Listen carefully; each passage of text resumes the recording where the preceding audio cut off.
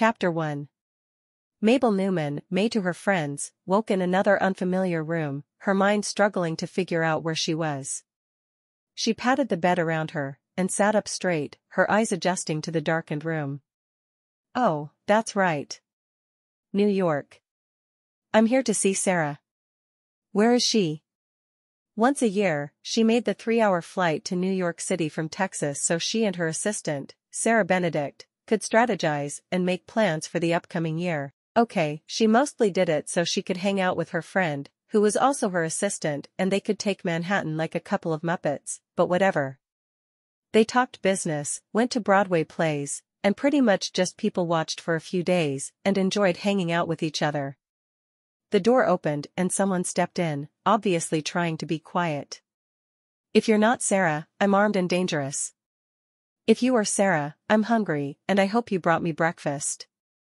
Sarah flipped the light switch on the wall, filling the room with light as she laughed in her quiet way. I brought bagels and cream cheese. And hot chocolate, because you're one of those sick people who doesn't drink coffee. May groaned. You have saved my life once again. What would I do without you? She arranged the pillows behind her back so she could eat right there in bed. Why not? She was on vacation. Sarah shrugged, plopping down on the bed beside Mabel and giving her a small bag with a blueberry bagel. I hope I didn't wake you when I left. May shook her head. She was a night owl, used to staying up until all hours, writing her life away. Every time she traveled, which was too much lately, she tried to force her body into normal hours. She hated it. Nope. I woke up less than a minute before you got back. Good. I got breakfast, but I got you something else too. May looked at her friend, an eyebrow raised. She finished smearing cream cheese on the bagel and took a big bite, swallowing it down with a sip of the hot chocolate. You're not supposed to get me gifts. Whatever. I got you something. Sarah opened her purse and pulled out an envelope, handing it to May. Just a little something for my favorite writer. May frowned at the envelope, opening it slowly, savoring the experience. People didn't often give her gifts. She pulled the pieces of paper out, having no idea what Sarah would have thought to get her. She knew it would be incredible, though, because few people knew her as well as her assistant did. She stared down at the tickets in her hand. The night show? Sarah nodded, biting into her own bagel with a grin. I think you might be interested in the one they're taping tomorrow night. It was obvious to May she was hiding something. May made a face. I'm not a big Matt Winters fan. I know you're not. But you are a big Bob Bodefeld fan, right? May felt the warmth fill her cheeks. Are you kidding me? Bob is filming the night show tomorrow night? She'd been drooling over Bob Bodefeld forever, since Lazy Love had first aired almost 4 years before. Just watching the man did interesting things to her insides. Sarah laughed and nodded, her long hair flopping around her face a bit. Yup. He's going to talk about what he sees for his upcoming role on Lazy Love this fall, now that the love triangle element is going to be gone. You do know if I wasn't drinking hot chocolate, I would fly across this bed and hug you so hard you'd be squished flat for the rest of your life, don't you? Yup. Drink, and you can hug me later. Sarah grinned happily, obviously excited to have found the perfect gift for her friend. I can't wait. I don't know why women drool over Jesse Savoy. As soon as Bob Bodefeld walks on screen, my heart just melts. I can't believe you haven't managed to meet him yet. They filmed the show so close to you. I know. It kills me. I could walk to the set in about 10 minutes. May shook her head. I'm going to be in the same building with him tomorrow night. Be still my heart. Really, though, they both knew why she hadn't met Bob yet. She rarely left her house. She wasn't a hermit, exactly, but she definitely preferred to be home with her dog over mingling with people. Sarah just laughed, shaking her head. You and your obsession with Bob Bodefeld. You're so silly. May shrugged. If people can get obsessed with my books, I can get obsessed with tall, dark, and sexy actors. I wonder if he'd pose for one of my covers. She sighed. I am going to be the biggest dork alive as I sit there and drool over him from the audience, you know. Oh, that reminds me of the second half of your gift. Sarah handed May another small bag. Here you go. May frowned, opening it, before throwing her head back and laughing, a full belly laugh that filled the room. I don't believe you did that. She pulled a white towel from the bag. To catch my drool? Sarah grinned. I thought it might come in handy. Now I love you even more. Just doing my job. An hour later, May had showered and dressed, and she and Sarah were off to Central Park. They spent the day eating food from the street vendors, watching people, and generally wasting time. They talked books from the instant they left the hotel until they got back. There were few people May felt as comfortable with as Sarah, and she thanked God for the circumstances that had brought them together. You should come more often, Sarah said when they walked back into the room they were sharing to change for the play that evening. It's too peoply here. I can barely handle Wiggyville. You put me in New York, and I can handle it for a little while, but then I would go slowly out of my mind. Sarah nodded. I know you would. It would just be nice if you were closer, and we could hang out more often. I know, May said sadly. I love when we have time, but your boys need you, and Fudge needs me. Who's watching her this week? Sarah asked. She knew Fudge was May's rescue dog. My Aunt Sally is watching my house and dog-sitting. Is she doing better? May nodded. Aunt Sally had raised her after her mother had died and her father had gone off the deep end when she was 10. Yeah. Cancer's completely gone. It was scary for a little while there, but she's fine. I'm glad. Sarah and Sally had never met, but because Sarah and May were talking on and off on Facebook all day every day, Sarah felt as if she knew the older woman. Me too. She kept making jokes about it, but I think it hit us both harder than either of us were willing to admit. I'm sure it did. That word is just scary. After the play, they stopped at a small Irish pub there in the city, and had a small meal. I can't believe we only have one day left, May said with a sigh. It seems like I just got here. But it also felt as if she'd been there for a month. And she hated going for the full 5 days of her visit without working. She forced herself to leave her laptop at home, though, because she knew she'd just stay in her room and write otherwise. I know. It sucks. Sarah toyed with her salad with a fork. At least we still have Bob Bodefeld to look forward to tomorrow night. Thank you so much for getting those tickets for me. I know you're going too, but I also know you only watch the show to try to understand my addiction to it. Sarah shrugged. It's always fascinating to me what captures your attention. You are so focused on your work, and then you start watching something and you do nothing else for a week. She shook her head. How many times have you watched that show now? May shook her head. I quit counting a long time ago. It keeps me going. Anytime I feel like I can't crank out another word, I watch it again, and suddenly my brain is filled with ideas. I'm glad you have it. Sarah's eyes twinkled. And Bob. I'm glad you have Bob to fill your dreams. May sighed dreamily. I can live on dreams of Bob forever. Sarah just laughed, shaking her head. On Friday morning, after a very special night watching Bob on the night show, May woke early to hug Sarah goodbye as she took a bus to her home in upstate New York. A car would be there an hour later to take her to the airport. Thanks again for the special night with Bob. I'll live on the dreams last night, inspired for a good long time.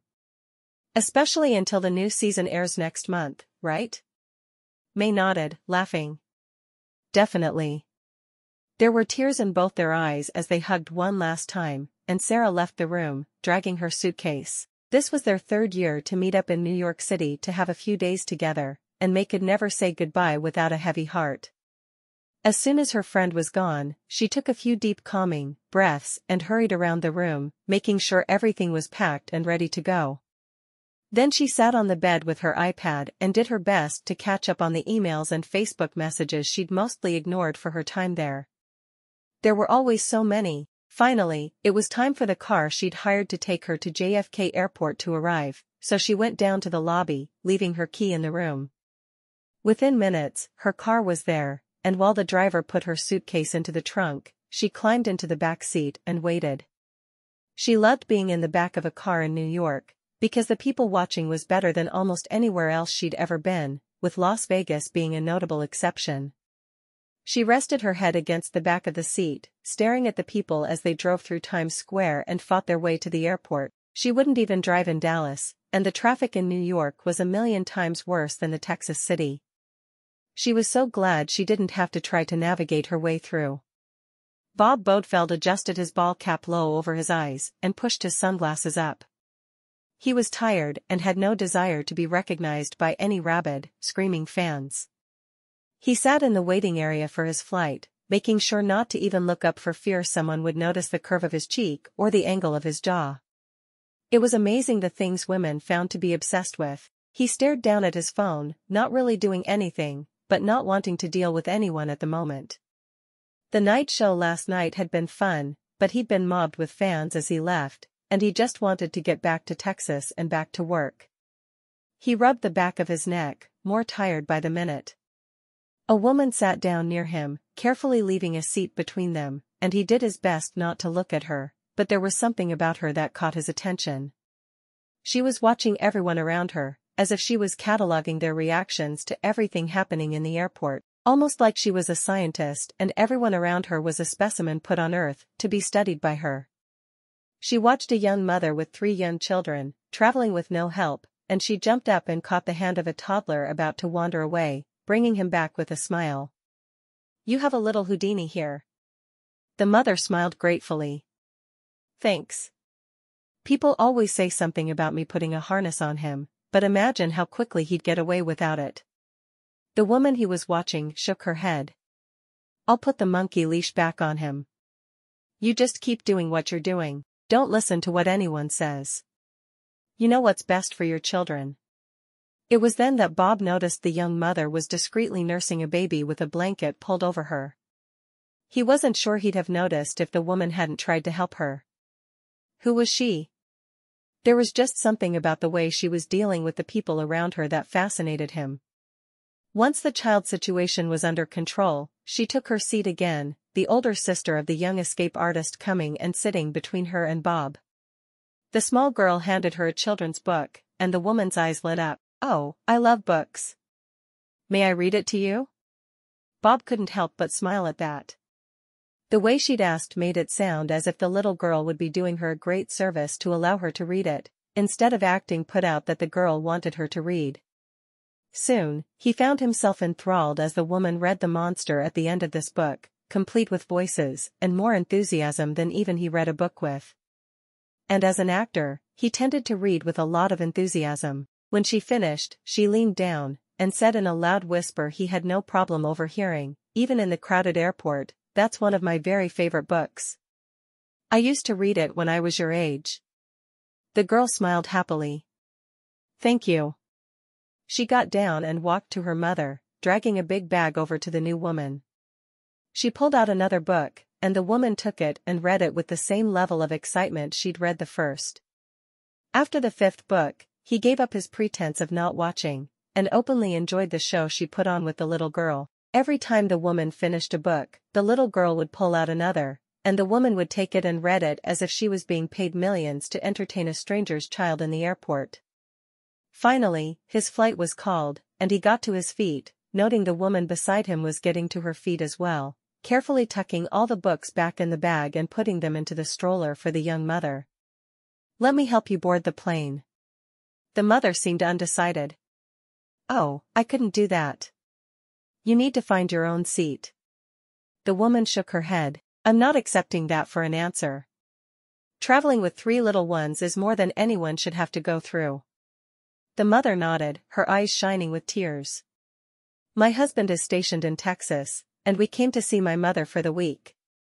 He couldn't get off to go with us, of course, so I made the trip alone.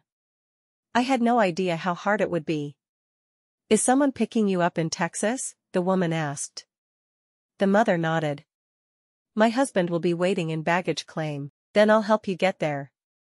While Bob continued to watch, the woman took the hand of the little girl she'd been reading to, and followed the young mother onto the plane when they called for people traveling with small children. Bob stood waiting for first class to be called and quickly found his seat. He had a window seat, which he preferred because it always made him angry when people crawled over him on a plane. He sat down, thinking about the kindness he'd just watched a woman show to a random stranger in an airport, wishing he could be that casual about helping others, wishing that everyone cared that much. More people like her would make the world a much better place. After settling her new friend with her children, May swallowed deeply and made her way back to the front of the plane. She couldn't believe she'd sat that closely to Bob Bodefeld for close to an hour without squealing or acting like an idiot. She'd tried to just be herself, but it had been all she could do not to beg him for an autograph. She patted her cheek and was thrilled there was no drool slowly seeping down the side of her face. When she got to her seat, she looked down. She sucked in a breath. He was there. Her seatmate for the 3-hour trip back to Dallas-Fort Worth was none other than Bob Bodefeld himself. Hopefully she could prevent herself from acting like a dork. She wasn't sure it was possible, but she'd do her best. She sat down and tucked her purse under the seat in front of her. She put her iPad and phone into the back of the seat and then buckled, unwrapping the blanket that was provided and spreading it across her lap. She rarely got cold on planes, but she felt exposed when she wasn't covered, hating the few extra pounds her sedentary lifestyle had added to her waistline. Bob looked over at his seatmate and smiled to himself, pleased to be next to the woman again. Maybe, just maybe, she would live close enough that he could get to know her better. She wore shorts and a t-shirt, and didn't wear makeup, but he didn't care. Her heart made her beautiful.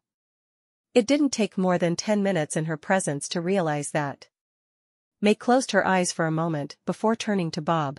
I know you don't want to be recognized today, so I'm not going to go all fangirl and freak out over you. I just want to say that you're my favorite actor. Once she was finished, she reached for her phone. She wouldn't bother him again unless he struck up a conversation with her, which she didn't expect at all. Why would he? Bob smiled at the girl beside him. Would you like an autograph?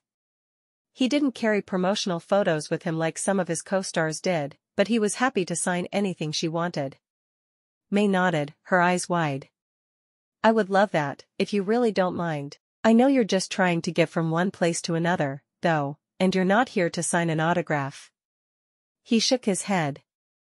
Give me something to sign, and I'll sign it. May unbuckled her seat belt and leaned down to pick up her purse, looking for the notebook she kept there. Sometimes she came up with crazy ideas, and she liked to be able to jot them down immediately, before they left her brain and were gone forever.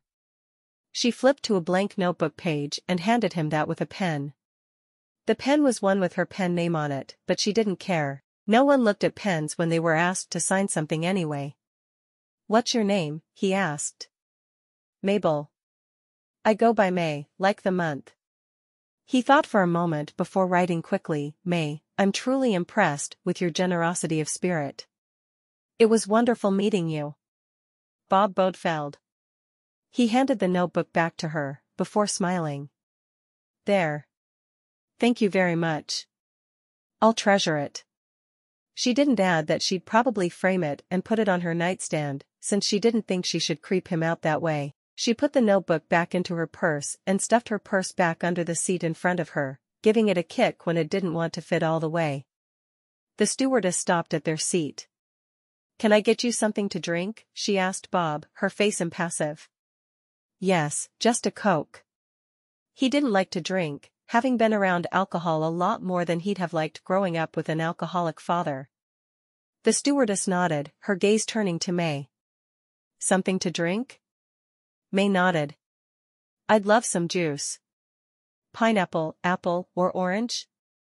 Apple. The flight attendant wandered off to get their drinks and Bob looked at May. Do you live in Dallas-Fort Worth?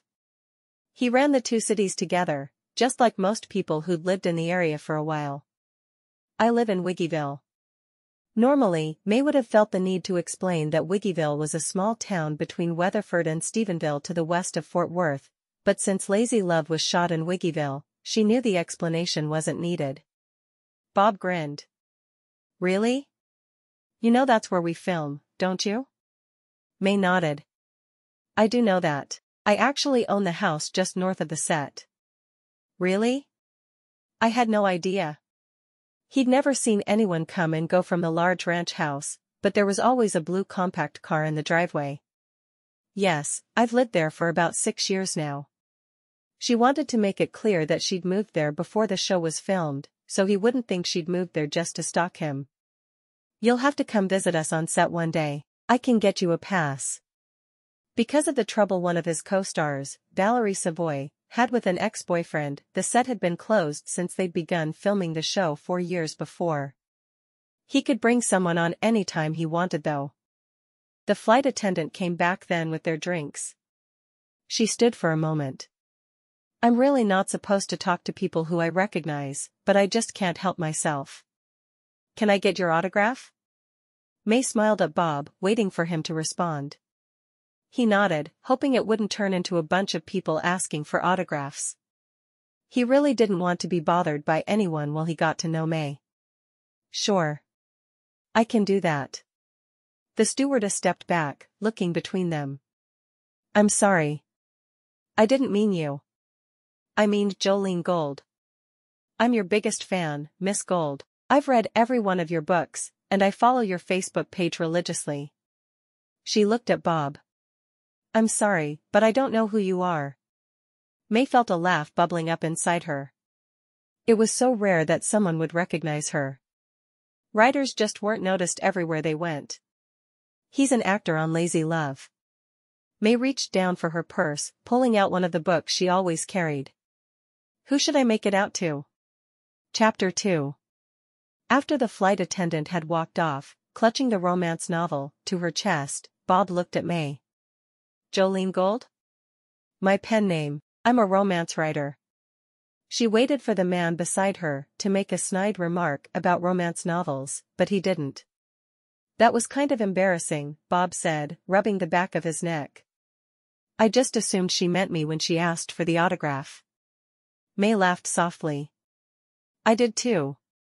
I never get recognized. I mean, this is probably the 3rd time ever, and I've been writing for 10 years. She took a sip of her juice, watching him over the rim. He was so personable. She hadn't expected him to give her the time of day if she'd ever been fortunate enough to meet him. Well, I guess that'll teach me not to assume anything. I guess so. She pushed her purse back to the floor. You're not going to offer me an autographed book? She shook her head. Nope. Why not? She raised an eyebrow at him. Are you trying to convince me you read romance novels? He shrugged. Well, no, but I would like to read one of yours.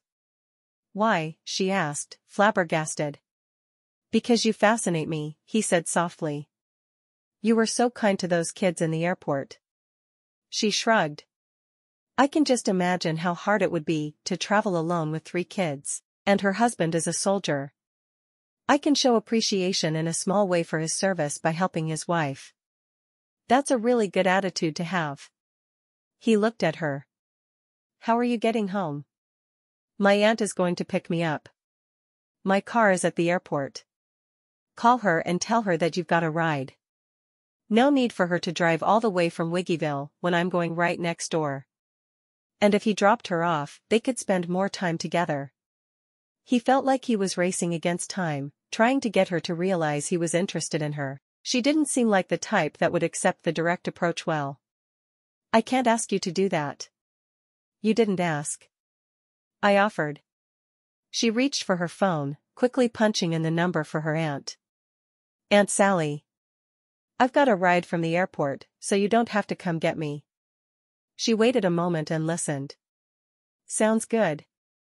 You can even go home if you want. Fudge will be fine until I get there. Another momentary pause, and then, thanks, Aunt Sally. I love you. Who's Fudge? He asked, making no secret of the fact he'd listened to every word of her call. My dog. My aunt has been dog-sitting while I've been gone. If she had someone dog-sitting for her, it was unlikely she was in a relationship. Were you in New York for business or pleasure? Both actually. My assistant lives in upstate New York, and once a year, I fly into the city and she buses down, and we spend a few days together, and then we go our separate ways. He looked at her for a minute. What exactly does an author's assistant do? Everything. If I hate doing it, but it needs to be done, she does it. She's a miracle worker. I wouldn't trade Sarah for all the tea in China, so how do you have an assistant that lives so far away? Isn't that hard? May shook her head. Actually, the hardest part is just missing her. We've become very close over the years. I give her instructions on Facebook or through email. We talk on the phone once a month or so. Sounds like you've got it figured out. She nodded. I have most things about my business figured out. I am a well-oiled writing machine. Then I can have an autographed book, he asked again. Why do you want an autographed book? I don't mind giving you one, but are you really going to read it? She'd rather he didn't. The book she had in her purse had been written thinking of him. When she thought of the very steamy chapter she'd written, imagining him, she blushed, not wanting him to read a word of the book. He watched the play of emotions on her face. You don't want me to read it, do you? She shrugged. They're romances. I write sex scenes, and the idea of a man reading one embarrasses me a little. He grinned at that. Well, I like the idea of reading one you've written. It will feel like a window into your mind. That's not helping at all, she protested. How about this? You can have an autographed copy if you promise not to read it. You want me to lie to you? Yeah, that would be great. Aren't actors just professional liars anyway? He shook his head. No. Not at all. He took her hand in his, squeezing it gently. I want a copy of your book. I will read it. I want to get to know you better. And you think reading a romance novel will help you get to know me better? It would. She poured her heart and soul into her books. It would help him to get to know her better, but she didn't want him to know that. I think so. There's something about you that seems very real to me.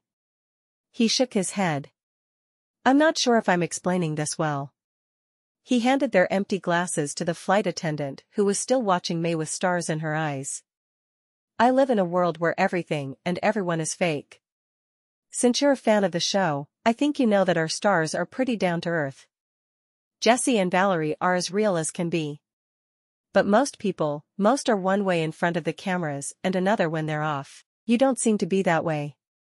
I think if you have no one watching, you'll be just as kind, generous, and loving as you are when you have an audience. May nodded slowly. Do you know the scripture that says, "Don't let your right hand know what your left hand is doing"? I'm not quoting exactly, I don't think. Anyway, I believe that. If you are going to give, you don't do it for people to see. You do it because it's the right thing to do, and it needs to be done. He nodded. That's the kind of thing I mean. He looked down at her hand in his, a hand with no rings on it, and unpolished nails. Slowly, he laced his fingers with hers, holding her hand tightly. I haven't dated a woman who wasn't part of the Hollywood scene in over 5 years. It's time. May nodded. That's probably a good idea. You'll find more normal women away from actresses. I can introduce you to some women around Wiggyville.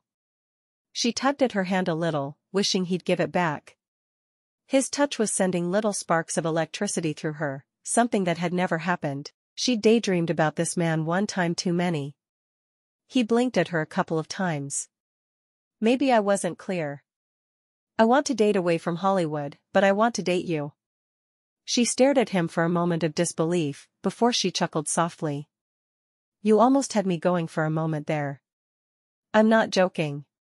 He looked out the window across from them, just then realizing they were in the air. He only had a few hours to convince her that he was serious. I would love to take you out dancing. Or to the steakhouse in Wiggyville. He shook his head. We could go horseback riding or on a picnic. I don't care what we do really. I just want a chance to get to know you better. Why? The word was short, simple, and shot straight to his heart. What kind of woman asked why when a man asked her out? Because you're attractive. Because you're special. Because I want a chance to get to know you better. She shook her head. I think you have me confused with someone else. I'd be happy to be friends, but I don't think dating would be a good idea. Why not? She was obviously attracted to him. He'd never met a woman who looked at him the way she did, as if she would like to keep him forever. Most wanted to take him home for one night, so they could say they'd slept with a star. Because I'm just me. Boring Mabel Newman. She'd never been on a date in her life. Never kissed a man. Never even tried to. It wasn't that she was against romance, because obviously she wasn't. She wrote romance novels, for God's sake. She just had always known, somewhere inside her, that she was the one who was meant to write about others' romance, the one who was meant to watch others as they fell in love and married. No, romance wasn't for her. I don't think you're boring at all, Mabel Newman. In fact, I can't think of anything I'd like to do more than kiss you right now. She stared at him, her eyes mesmerized by his. You want to kiss me? He nodded. I do. A great deal. Please don't. He frowned. Does the idea of me kissing you abhor you so much? Was he reading her wrong? She shook her head. Of course not. To the contrary, I can't think of anything I'd like more. Then why tell me not to? She frowned, looking down at her hands, and then her eyes met his. She might as well just spit it out, and then he'd understand. Because I've never been kissed. No man has ever asked me out or even tried to hold my hand before.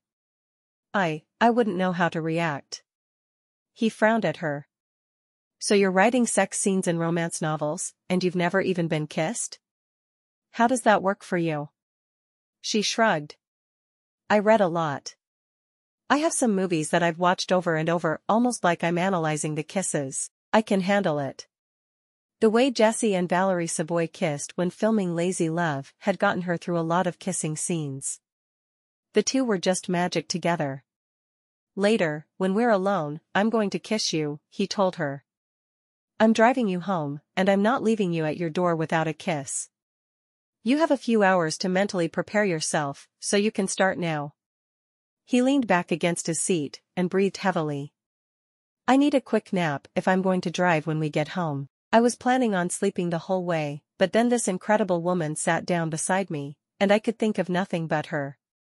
She tugged at her hand. I would like my hand back, so I can play mindless games on my iPad the whole way home. He frowned. I like it. You like my hand, so you think you just get to keep it? Well, when you put it that way, I can see that it's unfair.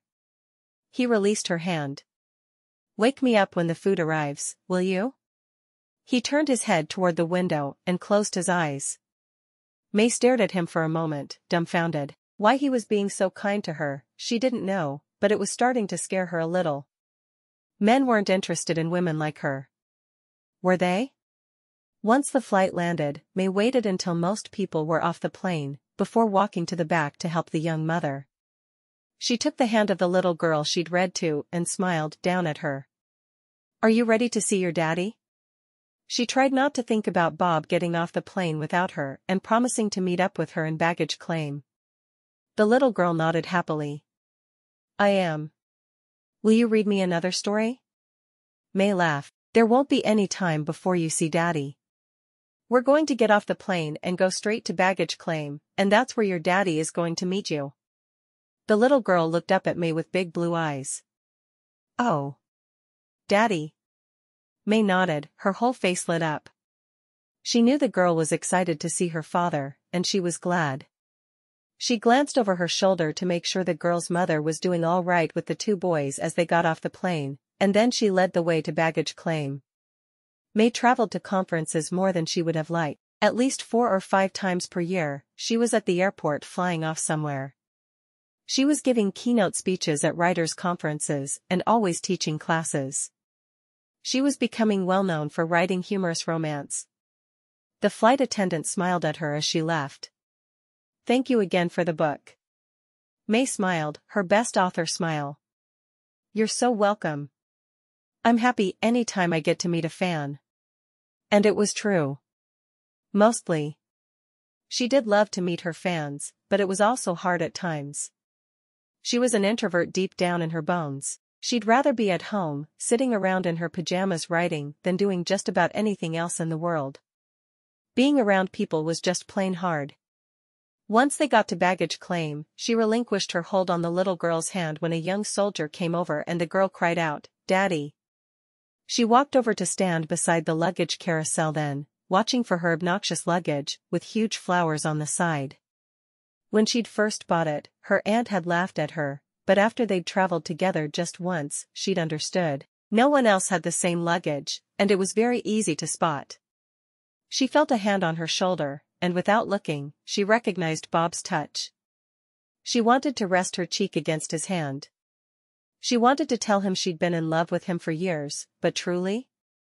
She'd only been in lust with him for years.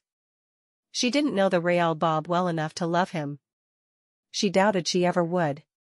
Instead of responding with the affection she wanted, she turned to him. "Hi." He smiled. "Did you reunite your family with their daddy?" She nodded. "I did. Everything is right with their world again, because they're together." She believed in true love. She believed so strongly that some people were meant to be together, and no happiness could be achieved while they were apart, that it hurt sometimes. That family belonged together. But where did she belong? May had never really belonged to anyone. Not for a lot of years, anyway. She stepped forward when she saw her luggage, and grabbed the handle, only to find his hand covering hers. She stepped out of the way, and let him get it. "Is this all you have?" She nodded. "Yes, just the one bag." He pulled the handle out. "Let's go then." "You don't have a bag?" she asked. He shook his head. "I have everything in my carry-on. I hate checking luggage." She shrugged. "I've gotten used to it.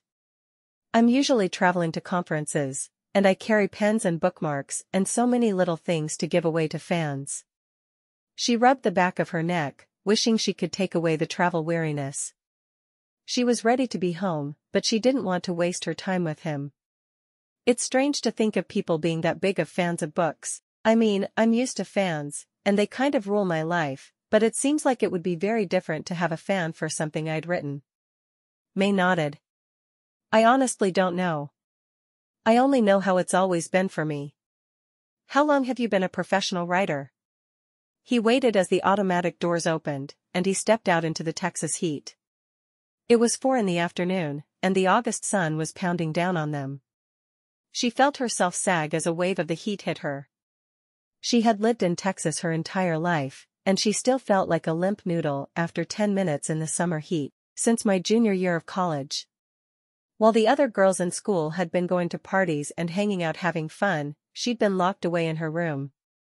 It had taken every dime she could save her freshman year to purchase a computer to write on. All of her sophomore year had been spent riding around working to make ends meet. Her junior year, she'd published her first book. She'd gone with one of the big publishing houses and learned a lot. She'd since cut herself off from the New York publishers, and had gone the indie route, but she knew she'd learned a lot of valuable lessons from her time as a traditionally published author. "How long ago was that?" he asked. He couldn't put an age on her. She looked like she was anywhere from 25 to 35. Her face seemed one age, but her eyes seemed much older. 10 years. "So you're 30? She nodded. "Yeah. I'll be 31 in September." She was almost embarrassed to admit her age, because she'd already told him she'd never been kissed. Very few people knew that about her. In fact, she wasn't sure anyone knew that about her. What had she been thinking to blurt that out to a stranger on a plane? A stranger she had a crush on, at that. "I'm 34, Bob told her. "I know. I've read your bio online. At least 100 times. He grinned. "You have?" May shook her head, a smile pricking the corners of her mouth. "I told you, you're my favorite actor." You like me better than Jessie? He asked, surprised. There was a very small group of LLers, as fans of the show called themselves, who preferred him over Jessie. They were a small but very vocal group. He couldn't help but wonder if she was an active member. She nodded. Yeah, I'm part of Team Bob. She looked down, blushing as she said it.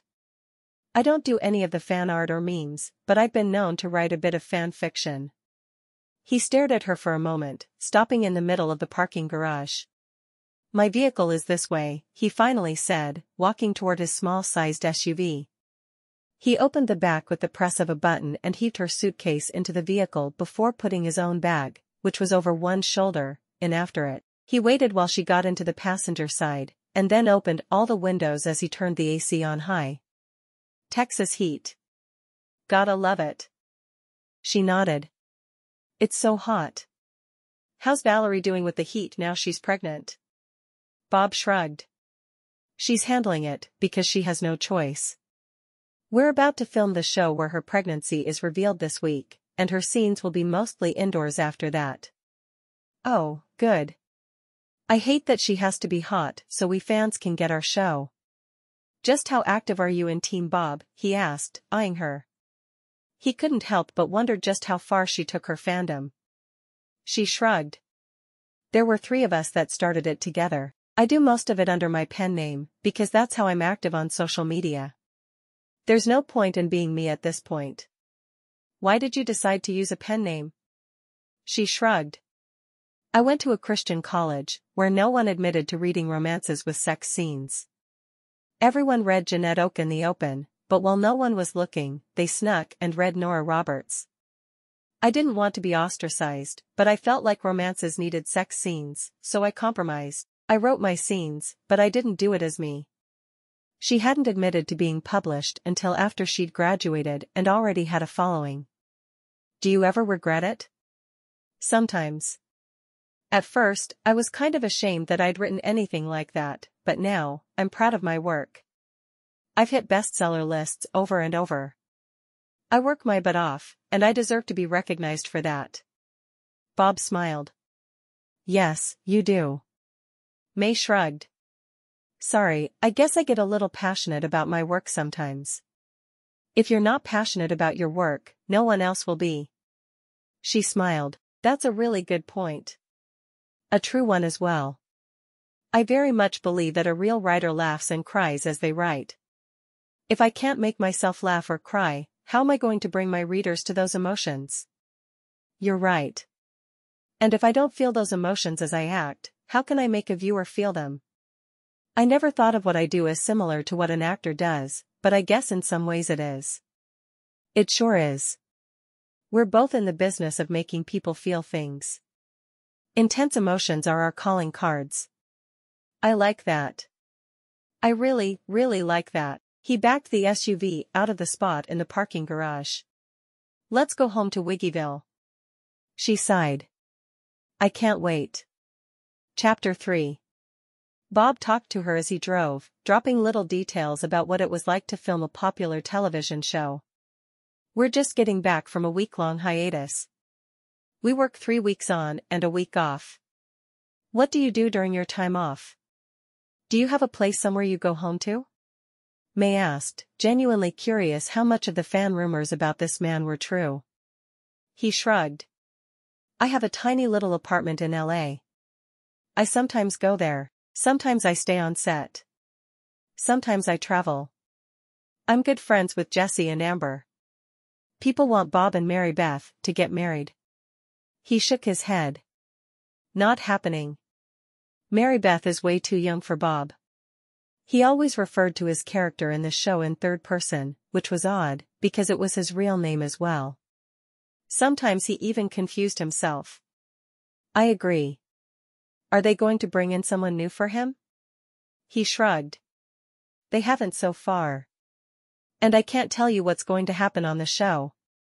You're too involved with the other fans. May grinned, loving that she had the freedom to just watch him now that he had to concentrate on driving.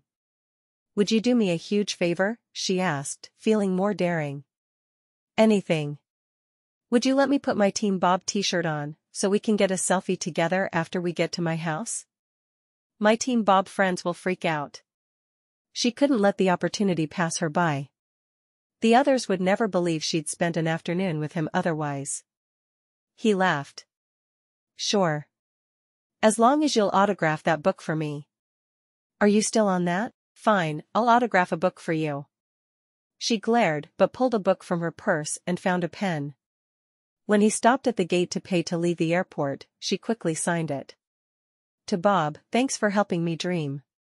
Love, Jolene Gold. She set the book on the console between them. Happy now? Yup. Very happy. He couldn't believe he was actually excited to read a romance novel, but he was going to read it till his eyes bled if it meant he'd have a better understanding of the special woman beside him. Are you hungry? Neither of them had eaten much of the meal on the plane. A little. Do you want to stop? I'm going to take 360 down through Arlington, and then head west on I-20. We can eat just about anything you want along that route. She frowned, not sure what she was hungry for. What sounds good to you? Do you want to go to Rudy's on I-20 in Arlington? He asked. I always miss Texas barbecue the most. That sounds good. Really, she'd eat anything if it meant another hour in his company. Have you always lived in Texas? Yeah.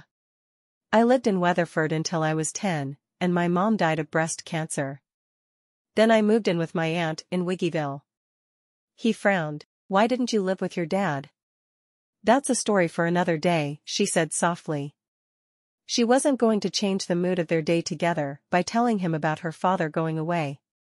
Why would she? It wasn't something she liked to remember, and she didn't need him feeling sorry for her. All right. He was curious, but she had the right to her secrets. You were born in Louisiana, right? You really have been reading my bio. Yes, my mom was a professor at a university there. He wasn't sure how he felt about her knowing so much more about him than he knew about her. He'd have to look up her official bio when he got home. Did authors have bios? Do you ever go home? He shrugged. For holidays. I go visit from time to time. Mom comes here to see me on school breaks occasionally. She was here last month. What does she teach? She knew he was an only child, and that he'd been raised mostly by his mother. English literature.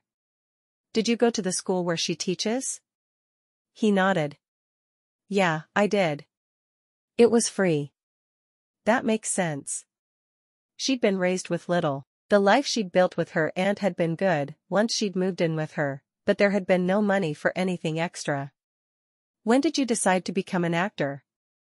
She'd seen the question posed to him dozens of times, but he'd always avoided the subject. I don't know if that's something to answer within hours of meeting someone. She eyed him curiously. Why not? It's long and kind of depressing. Let's save that for another day. I can deal with that. May hadn't thought of him as someone who would ever get depressed, but she'd only seen his public persona in the interviews she watched over and over. This man was different than she'd thought he would be. More intense. What about you? When did you decide to become a writer? She smiled. I knew from the time I was 8. We had to write a story for language arts class, and mine was chosen by the teacher to be read aloud. When everyone laughed at my story, I knew I'd found my calling. Did you always plan to write romance? I think so. That's a harder question. My mom and I would snuggle up together and watch rom-coms when I was a girl. Especially after she had to stop working because of her cancer. I'd just climb in bed with her, and we'd watch movies all day. It seemed the natural route for me. And you started writing in college? She shook her head. I started filling up notebook after notebook on my school breaks. I learned to type in junior high, just so I could be faster. Everything I did in life, from that day when I was 8, was geared toward me becoming a writer. I've never wanted anything so much. Wow, I've never been that single-minded about anything. Except maybe acting. And her. He had an idea he was going to be that single-minded about her. He pulled into the parking lot at Rudy's, glad it was between the lunch rush and the dinner rush. I think we're here at a good time. We might not have to wait a long while. Good, because I'm hungry. I don't think I realized just how hungry until just this minute. He met her at the back of the SUV and took her hand in his. When she looked at him with surprise, he asked, "Do you mind?" She shook her head slowly, looking at him. He was back in incognito mode. His baseball cap was pulled low over his forehead, and his sunglasses were firmly in place. How often do you get recognized? Like this? Only by diehard fans. When I don't have the sunglasses and baseball cap? Too often. I want to be able to go where I want to go, and do what I want to do without someone stopping me. I don't mind signing autographs, but when it keeps me from being able to eat out with a pretty lady, I draw the line. May blushed at that. Was he really calling her pretty? She sighed. He really was a professional liar. They walked into the restaurant and sighed with relief when the blast of cold air hit her. The odd thing about living in Texas was that in the summer, you needed to wear a scarf and mittens inside, but during the winter, you needed a sundress when you were indoors. All weather that could be compensated for, needed to be overcompensated for apparently. After they'd ordered, she took a seat at one of the picnic tables for the customers.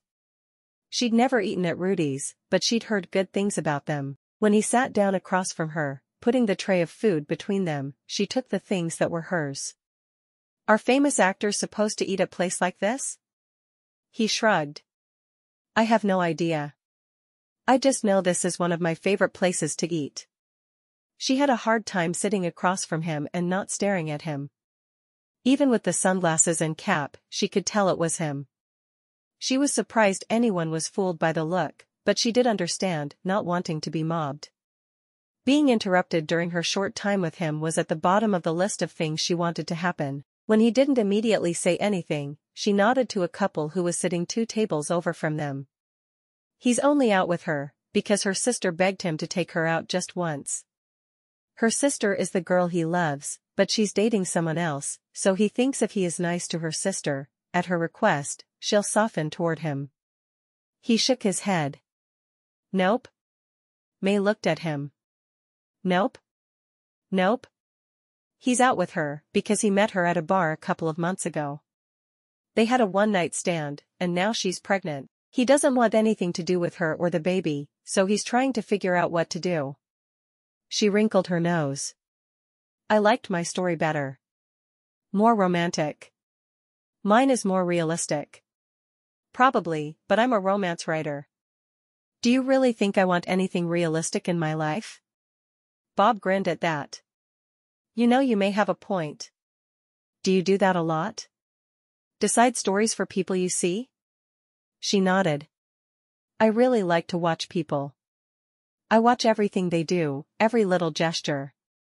It helps so much when you're trying to create a real person in a book. Real people don't just say things mechanically. They have real actions and reactions. He nodded. I people watch for the same reason. I mean, Bob is a well-established character, but he's not the only character I'll play for the rest of my life. Do you ever worry about being typecast? Bob shrugged. Sometimes, I guess. And the longer I'm on Lazy Love, the better chance there is of that happening. I'd like to eventually move on to movies, but I enjoy the regular work of a television series as well. Let's face it, in the world of an actor, a regular job is pretty darn amazing. She nodded. I can sure understand that. She finished eating and saw he'd done the same. Standing up, she moved to the trash can to throw her stuff away. Thanks for dinner. She hadn't expected him to insist on paying, but she hadn't been willing to make a scene and force him to let her pay for her own food either. You're very welcome. He put his hand on the small of her back as they left the building, walking toward his vehicle. We're about an hour from Wiggyville. She nodded. Yeah. She hated the idea of saying goodbye so soon. Don't forget that you said you'd take a selfie with me and my Team Bob shirt. How could I forget? He asked, sliding behind the wheel.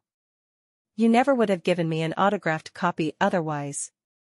She wrinkled her nose. I just don't want you reading my books. You know, if you didn't give me a copy, I'd just buy a book online, right? May shrugged. I figured that. She didn't want to help him read her books, though. He shook his head at her. You're being silly. It sounds like lots of people read your books regularly. They do. Just not men. And not you.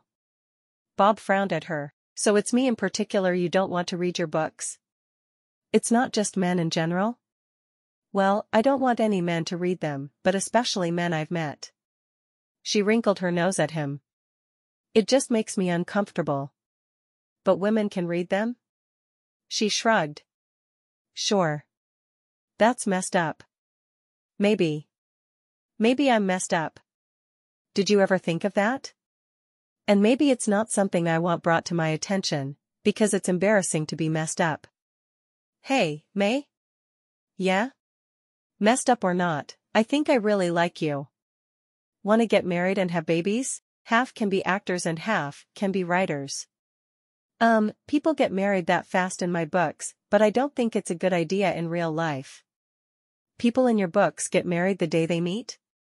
She had to think about that for a moment. Only a couple of times. But yeah, it's been known to happen. That's weird. She shrugged. I'm weird. Does that mean you'll marry me? She rolled her eyes as she buckled her seatbelt. You're even crazier than I am. Why's that? He asked, pulling the car out onto the service road. You tell me. I'm not in your head. Why are we even having this discussion? Because you asked me to marry you. Crazy man. He grinned at her. Crazy about you. You don't even know me. I know you better than I did a few hours ago. Maybe. She realized then she'd forgotten to text Sarah. I need to text my assistant, Sarah, so she knows I landed safely. She worries every time I fly. Why? I have no idea. I just humor her.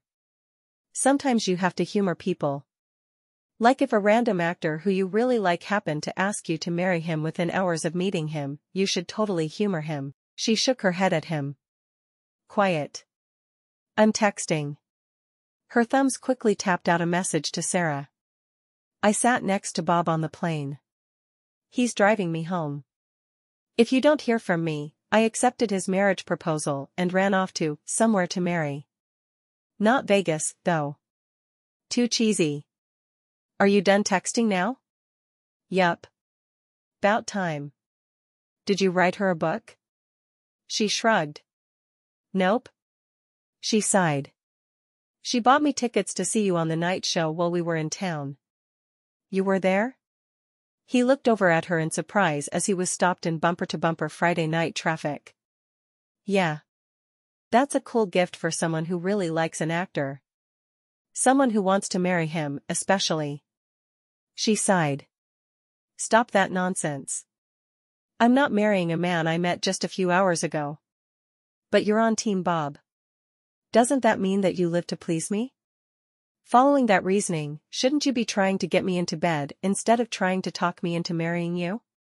Does that mean you want to go to bed with me? Her stomach fluttered at the mere idea. Yes, she wanted to go to bed with him. But she wouldn't. She believed very strongly in waiting until you were married for sex. I can't. I'm holding out for marriage. I asked you to marry me. You didn't mean it. You can read my mind now? She shrugged. Why not? I'm a romance writer after all. What does that have to do with you reading my mind? Nothing and everything. You're making my head hurt. Bob sighed heavily. You're really going to make me wait to marry you, aren't you? She shook her head, not believing his attitude. You're a bigger mess than I am, Bob Bodefeld. Because I go after what I want. I can't just sit back and let every other man in Texas run away with you. I really don't think there's any reason to worry about that. May paused for a moment. I can only run away with one at a time, after all. He groaned. When can I see you again? See me again? Why? So I can convince you to marry me, of course. I'm not marrying a man I don't know. You've read my bio. She sighed. I know a lot more about you than you know about me. At least the stuff you admit to publicly. So spend tomorrow with me and get to know me better. We can wait on the wedding until next weekend if we need to. Why don't we just get to know each other? If you want to be boring about it, I guess we could do that. Who's the most influential person in your life? Bob thought about the question for a moment, turning serious as he did. My mom. Why? He shrugged. My dad left when I was 12. She was both mom and dad after that, and she was amazing. I was everything to her, and she made it very clear. That's great. She sounds like an amazing woman. What were 3 of her personality traits? May wanted to keep him talking, knowing it was the only way to keep him from continuously proposing. 3 personality traits? That's hard. Tenacity. Strength of character. Intelligence. He glanced at her and quickly looked back at the road, satisfied to see she was watching him. Who was the most influential person in your life? May thought about it for a moment, not having expected the question to come back at her. That's a hard one. Before I was 10, it was my mother. After, it was my aunt. He made a mental note to do some research to find out what had happened to her father. She'd made it clear she wasn't ready to talk about it, but he could tell there was something going on there. You have to give me 3 character traits for both of them then. She made a face. Fine. For my mom, I'd say strength, both physically and emotionally. Love. No one knew how to love like my mom. And, supportiveness. That's probably not the best word. She was my cheerleader. Everything I wanted, she supported. Everything I did, she supported. Up until the day she died, she told me that I was special. You are special. How could she even doubt that? He'd never seen anyone serve a total stranger as she had in the airport that day. May ignored his comment. My aunt's 3 characteristics. Let me think. She rested her cheek against the headrest, watching him as she thought. Loving. Giving. Headstrong. Headstrong? Is that a good thing or a bad thing? May shrugged. When you're working hard to support a teenager you never intended to raise, it's a very good thing. He wanted to ask why her dad didn't help out financially at least, but he didn't. She was entitled to 1 or 2 secrets. For now. Chapter 4. The closer they got to Wiggyville, the more panicky May felt. She really didn't want this to be the only time she ever saw Bob. Yes, he'd invited her to visit him on set, but would he even remember later? He was a big actor, and she, well, she wasn't.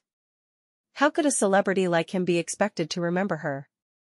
When Bob pulled into her driveway, he reached for her hand. Are we still going to take a selfie? She nodded. If you don't mind. It's my half of the bargain, right? He asked, his eyes twinkling as they looked into hers. Let me get your bag. You run in and change, and I'll bring it in for you. May felt funny letting him do it, but she didn't want to take up any more of his time than necessary, and she really did want the selfie. She knew her Team Bob friends would love it. She hurried into her bedroom and locked the door, not wanting to risk him coming in while she was undressed. She didn't think he'd wander around her house, but you never could tell. Her aunt had left Fudge in her crate in the bedroom, and she ignored the dogs crying as she peeled off her shirt and threw her Team Bob shirt on. She pulled her long red hair back into a ponytail and hurried into the living room where Bob was standing looking around. I'm ready. She fished her phone out of her pocket and hit the camera button and then put it into selfie mode. Ready? He took the camera from her. My arms are longer. Okay, 1 smiling at the camera. He clicked. 1 making faces at the camera. She stuck her tongue out and he clicked the button again, and 1 kissing. She jumped back. No, not 1 kissing. Oh, come on. Your Team Bob friends would really freak out if you were kissing me in a picture. She shook her head. I'm not going to have my first kiss ever recorded for the amusement of my Team Bob cronies. I can understand that. He walked to the kitchen counter and set the phone down before turning back to her. I'm sorry, I suggested putting your first kiss on camera. That would be very weird. He reached out and caught her by the hips, pulling her to him. What are you doing? Kissing you without the camera. I told you I was going to kiss you today. Bob's eyes were steady on hers. May put her hands flat on his chest, not believing she was touching Bob that way. In all the fantasies she'd had about him, he'd never felt quite so warm. Or overpowering. I don't think this is a good idea. In fact, she knew it wasn't. They'd had a good day together, bantering back and forth in the car. She'd thought she was in love with him before, but now she knew she was. Kissing him, well, it would just make her long for something she could never have, him. I do.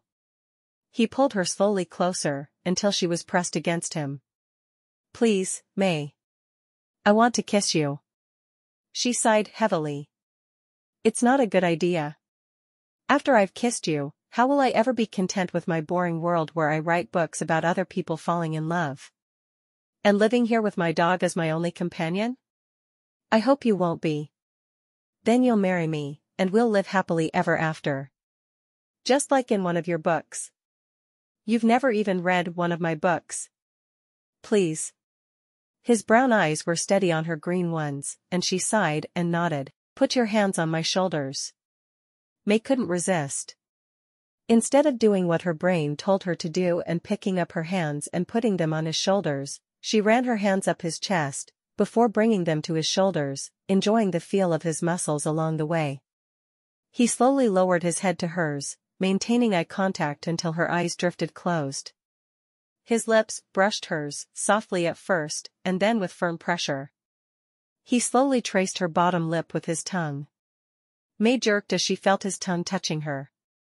Surely she was dreaming. She was going to wake up and realize she was in the hotel in New York City, and she hadn't started her day yet. If it was a dream, though, she was going to make the most of it. She wrapped her arms around his shoulders, and clung to him, opening her mouth for his kiss. His hands roamed over her back, and he felt a need for her like he'd never felt for a woman. Yes, he'd wanted women. Many of them, but he'd never needed one. Needed her to agree to be in his life forever. He'd never dreamed he'd one day want someone to become a part of his life, an eternal part of everything that he was and would be. But that's what he wanted with the little romance writer in his arms. Finally, he raised his head a bit, resting his forehead against hers, their breaths mingling. May, he whispered. Nothing else, just her name. Bob. She'd always thought it was a funny name, spelled the same forward as it was backward. It even sounded funny when she said it. Now, it felt like a benediction. Bob. He was hers, if only for this short moment. Do you want to take that kissing selfie now? He asked, his eyes twinkling. She shook her head. You know, I think I'll keep this part of the day's activities to myself. The other Team Bob members can deal with not knowing everything that happened. When can I see you again? She froze at his words. What? I don't think it works that way. You kissed me, and I didn't turn into a gorgeous supermodel or a stunning actress. I'm still just me. Time for you to go back to your world, and I'll stay here in mine. She felt tears pricking her eyes, so she pulled away from him, turning to look out the window. He couldn't see her cry. It would be the ultimate indignity. I'm not taking that for an answer. How about dinner tomorrow night? I'll take you to the little steakhouse in Wiggyville. She shook her head. I have to start a book tonight. I'm not fit to be around while I'm working on a book. What does that mean? May took another deep breath, realizing she'd calmed her emotions enough she could look at him again. It means that I obsess. I will think of nothing or no one except my book for the next week or so. He blinked a couple of times. You're going to write a whole book in a week? She shrugged. Probably. It's kind of what I do. I'm going to call you. I don't think that's a good idea. She walked to him and hugged him. Thank you for the ride home and for the day. I'll dream about it forever. I want your phone number. He wasn't going to let her shut him out. He couldn't. She was going to be part of his life if it killed him, and from the way she was acting, he was worried it might. She shook her head. I don't think that's a good idea. Okay. She was startled at his easy acquisition. Okay? Sure. I was going to give you warning when I was on my way over by calling, but if you just want me to stop by, that's fine with me. She sighed. Please, Bob. It's been a lovely day. Let's not ruin it by pretending there can ever be more between us than just a few shared hours. He pulled his phone from his pocket. Last warning, give me your number, or I show up when I want to show up. She sighed and rattled off her number. She could easily ignore his calls. He stopped in front of her. I'm not forgetting you. This was not just a few hours out of time, May. Now that he'd met her, he wasn't going to let her go. He'd pull out all the stops. She started to turn away, but he caught her by the shoulders. Don't shut me out. May looked up at him, her smile forced. I had a good time. Thank you. He leaned down and kissed her again, his lips more insistent this time. I'll call you tomorrow, she sighed as she watched him leave, knowing he was taking her heart with him. She'd finally spent an entire day with Bob Bodefeld, the man of her dreams, and she'd never be the same again. After Bob had left, May threw herself down on her bed and had a good cry. It was one thing to spend her life daydreaming about a man she could never hope to meet. It was another entirely to know that a man who had kissed her, a man who had claimed an interest in her, was so totally out of her league there was no way she could pursue the feelings she had for him. Once she was done crying, she walked into her kitchen and picked up the phone, dialing Sarah's number. Did you get my text? Yes. What on earth? Did you really spend the day with him? I did. He drove me home. He kissed me. Wait, he kissed you? Did you throw him down on your bed and do dirty things to him that felt wrong but oh so good? May laughed, thankful she'd called her friend. Actually, no. I told him not to call me. What were you thinking? Have you lost your mind? Sarah practically shouted. You've been mooning around about that man for 4 years. How could you possibly turn him down? Face it, Sarah. I'm not the kind of woman a big-name actor falls for. He needs to go find someone just as gorgeous as he is. Not some dumpy little romance writer who spends all her time in her pajamas, dreaming about other people's lives. That's just my point. You spend all your time creating romances for others. You spend your time making up stories that always end in happily ever after. Why can't you see your way to your own HEA? What is your problem? May sighed. Life isn't a fairy tale, Sarah. When I wake up tomorrow, I'm still going to be me. I'm still going to be obsessing about people I make up in my head, and he's still going to be one of the sexiest men alive. No, I need to be done. She pulled out her laptop and opened it. Booting it up after almost a week away felt good. I'm glad you made it home okay. You too. You're being stupid, but you too. You're not supposed to tell me I'm stupid. You're supposed to tell me I'm brilliant and your superhero. You lost that. When you turned your dream man down, you lost the right to ask me to call you brilliant. If he kisses you again, hang on for dear life. I love you, May, but you're being stupid. May sighed. Good night. Enjoy your family. I will. May set the phone down beside her, staring at it for a moment. Was Sarah right? Was she being stupid? She couldn't see a world where a man like Bob was in love with a woman like her. It just didn't exist. No, she needed to write her book and forget all about him. She picked up her phone and quickly put the 2 pictures she'd taken with Bob on Twitter, tagging her friends. Look who I met today. I'm more in love than ever. Hashtag Team Bob, hashtag LL. She pulled up a Word document and started typing. Chapter 1. May woke to the sound of her phone quacking in her ear. She groaned, fighting her way out of a deep sleep. Sliding her finger on the screen, she pulled it to her ear. Hello? She put her hand in the middle of Fudge's chest, pushing her away. The dog wanted attention now that she was awake. Good afternoon, sweetheart. You weren't asleep, were you? May groaned, looking at the clock on her nightstand. It was only 1. Yeah, I rarely go to sleep before 6. 6 in the morning? Bob's voice sounded surprised. My brain works better at night. She sat up, yawning. What's up? I want to take you to dinner tonight. She sighed. I really need a couple of quiet days at home. New York is too peoply for me. I need some time away from humans. Let me bring dinner to your house then. May frowned. He really wasn't going to give up. She'd planned to sleep until she woke up, and then get right back to work. I don't know. I need to work today. You have to eat. Don't tell me you work while you eat.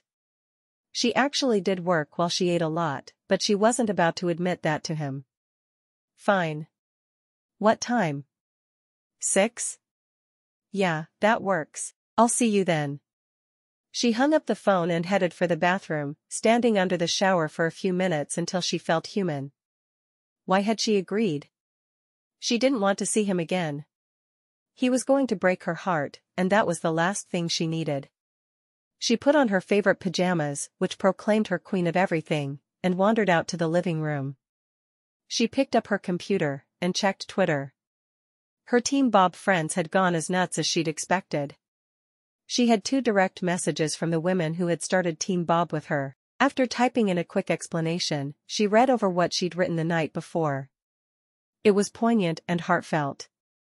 Her heroine was in love with a man who was out of her reach. May felt for her. At least she could ensure one of them had a happily ever after. She set her alarm on her phone for 5 and got to work. She could finish 5,000 words before Bob brought dinner. When her timer went off, she glared at it, but she knew she needed to put on real clothes. She didn't need to hear what Bob had to say about her cute jammies. Hurrying into her bedroom, she pulled on a pair of jeans and a t-shirt. She made her bed, cleaned her bathroom, and did all the other annoying things she should do more often. Fudge followed her around everywhere, obviously thrilled she was home. I don't have to leave again for a while, girl, May promised as Fudge followed her out to put chemicals in the pool. It's just you and me. Fudge hated it when she traveled, and she always made May feel guilty for leaving her alone. While she was outside, she heard the crunch of tires on her gravel driveway, so she wandered back into the house. She went to the door and opened it wide. You just don't know how to take no for an answer, do you? Bob shrugged, carrying in containers of food. I would take no for an answer, if you could convince me that you meant it. May had nothing to say to that, so she simply stayed out of the way, watching as Fudge sniffed at his legs.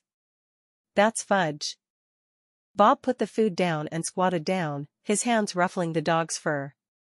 Hi, Fudge. We're going to be friends, aren't we? May pulled plates and glasses as well as silverware out, setting the table. She was surprised at how hungry she was until she realized she hadn't had anything to eat yet that day. What do you want to drink? She asked. I have sweet tea and water. I haven't made it to the grocery store since I got home. Sweet tea sounds great. He pulled out a chair and sat down, divvying up the takeout food he'd purchased. Are you glad to be home? She poured tea for both of them, taking the seat at a right angle from him. I am. I'm always so glad to be home. Especially after a busy city like New York. She tilted her head to one side, studying him. What about you? He nodded. Very glad to be home. I spent some time writing this morning, and it was nice to just think for a while. You know? He'd used the time to reflect on his life, thinking about how much he needed someone like her beside him.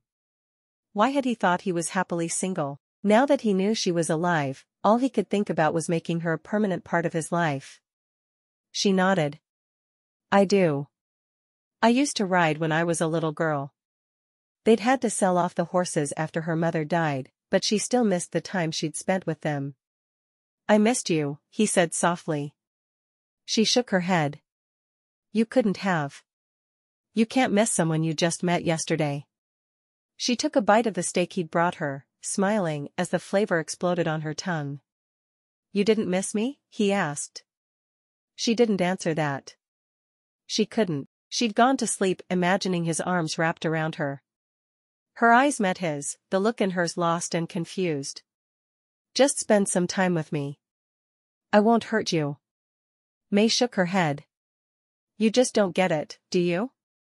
You're going to start spending time with me, and I'm going to get used to not being alone.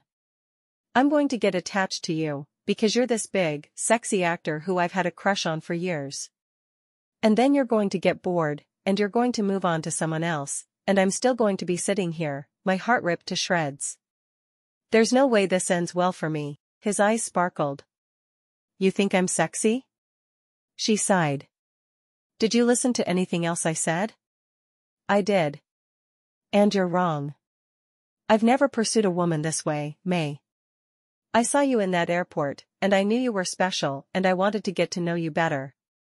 I was relieved when you sat down beside me, because it gave me an opportunity to talk to you. Bob, I appreciate your kindness. I do. I just don't think my heart can handle being broken by you." He sighed, realizing he wasn't getting through to her at all. "Let's make a deal." She frowned, taking a bite of her potato. "What kind of deal?" "You give me 2 weeks. During that time I get to do everything I can to convince you that I'm not going to break your heart. That I want forever with you. If it doesn't work, at the end of 2 weeks, you get to tell me to go away, and I'll listen. And if it works? You marry me. Are we back to that? Really? You don't want to marry me?" He took her hand, bringing it to his lips. "I do want to marry you. Is it a deal?" She made a face. "With some ground rules." "What kind of ground rules?" "No sex. You can't pressure me into bed." He nodded. He'd already determined that pushing her into sex before she was ready was the way to lose her. "No problem. 2 hours per day. I can't spare more than that and still hit my deadlines." "So you'll give me 2 hours per day? Any hours I want?" She bit her lip. "Mostly any hours you want. I need to be able to sleep my normal hours, or I'll be cranky and not get my work done. And no one wants a cranky May." She shook her head. "You're right about that." "What about kissing?" he asked. "What about it? Am I allowed to try to convince you that I need you in my life with kisses?" She bit her lip. "I'm not going to spend 2 hours per day making out with you." He laughed. "Well, that sounds like something I'd enjoy a great deal, but that's not what I meant. Am I allowed to kiss you when I see you? And when I'm about to leave, can I kiss you goodbye? Is kissing allowed?" She thought for a moment about it. The more he kissed her, the better chance she had of getting her heart broken. But, the more he kissed her, the better she would be at describing her kissing scenes as well. It wouldn't hurt her to let him kiss her. Besides, she kind of liked kissing him. Slowly, she nodded. "Yeah, kissing is allowed.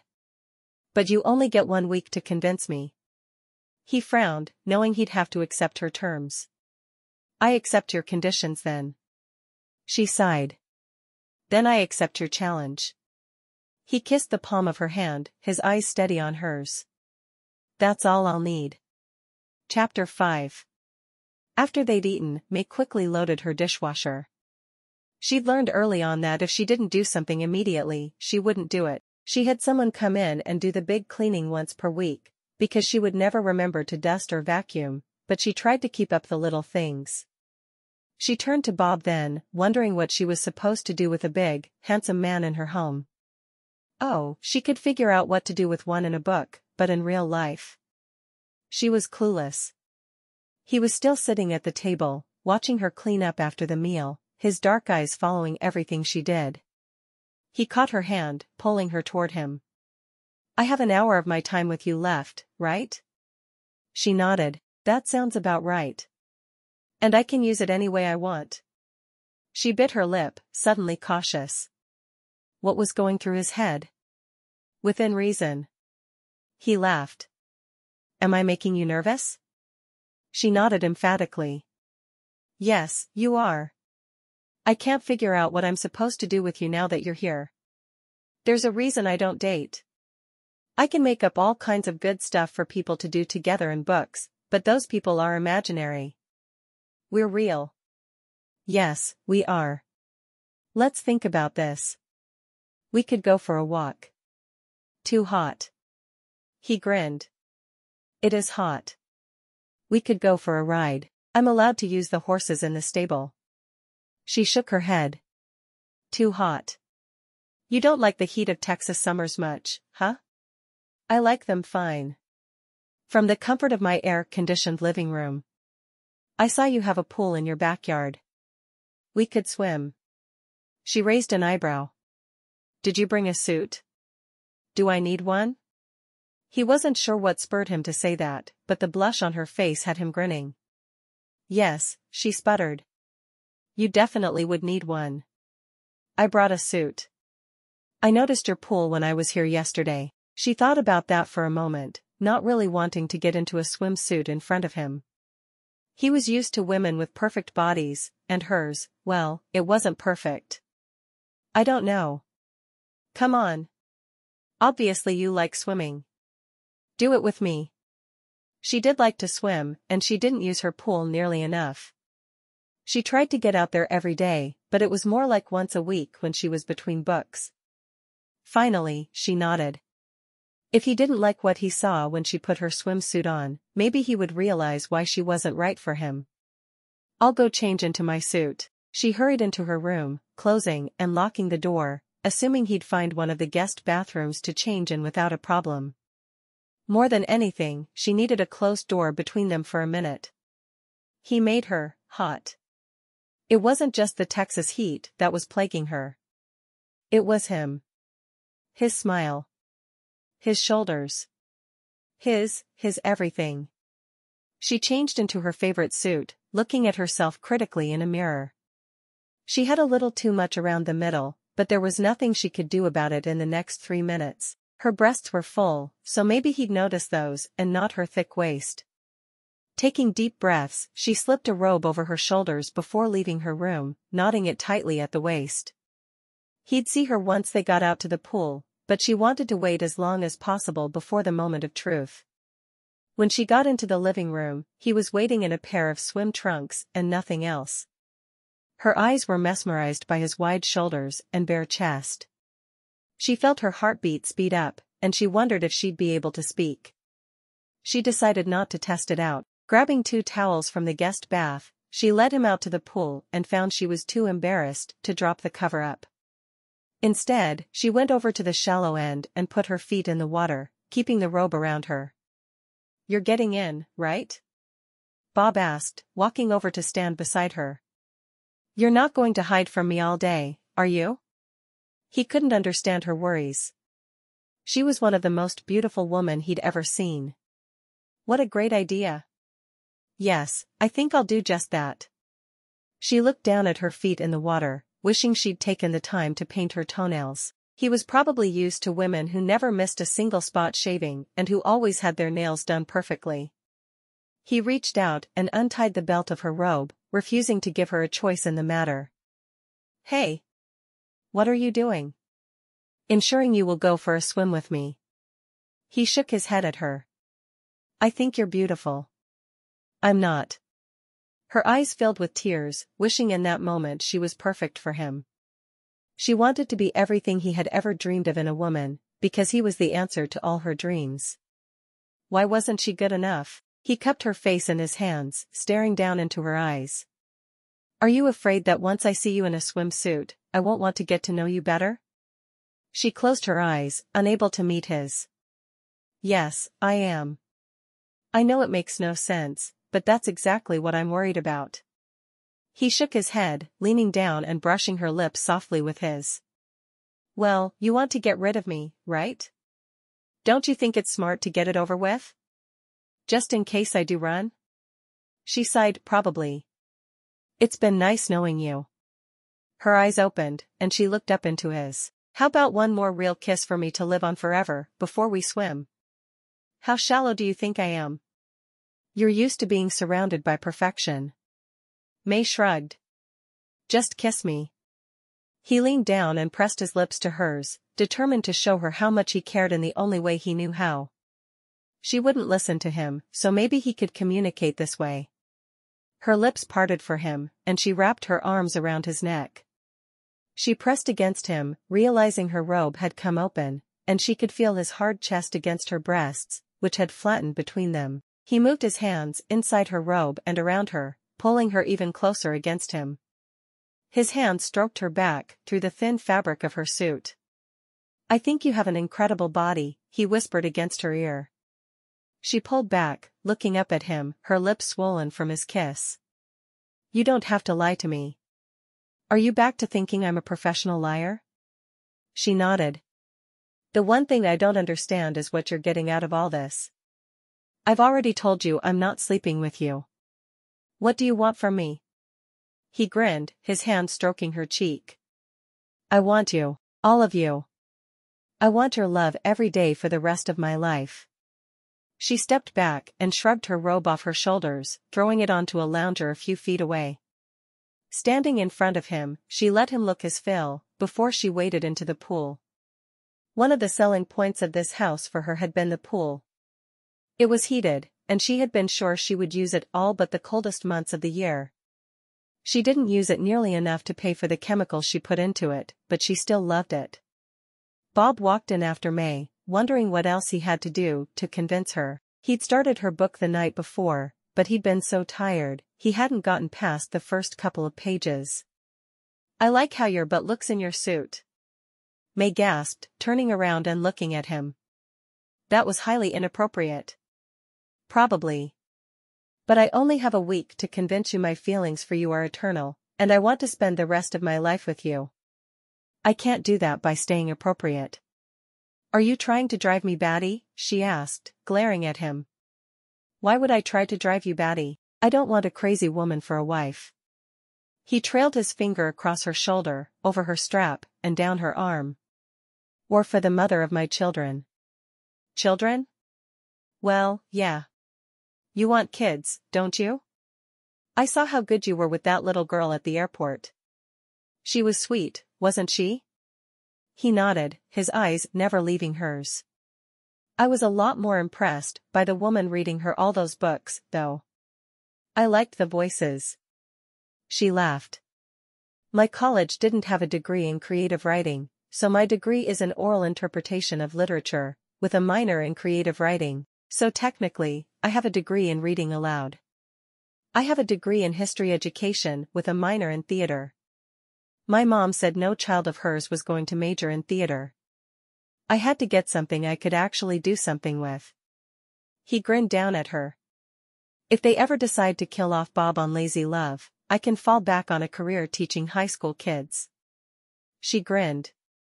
I can't picture that. At all. You'd have all the teenage girls in class following you around like lost puppy dogs.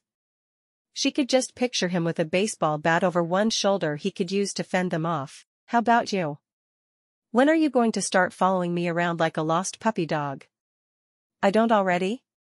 You know, for a woman who claims to be a founding member of Team Bob, you've shown very little proof.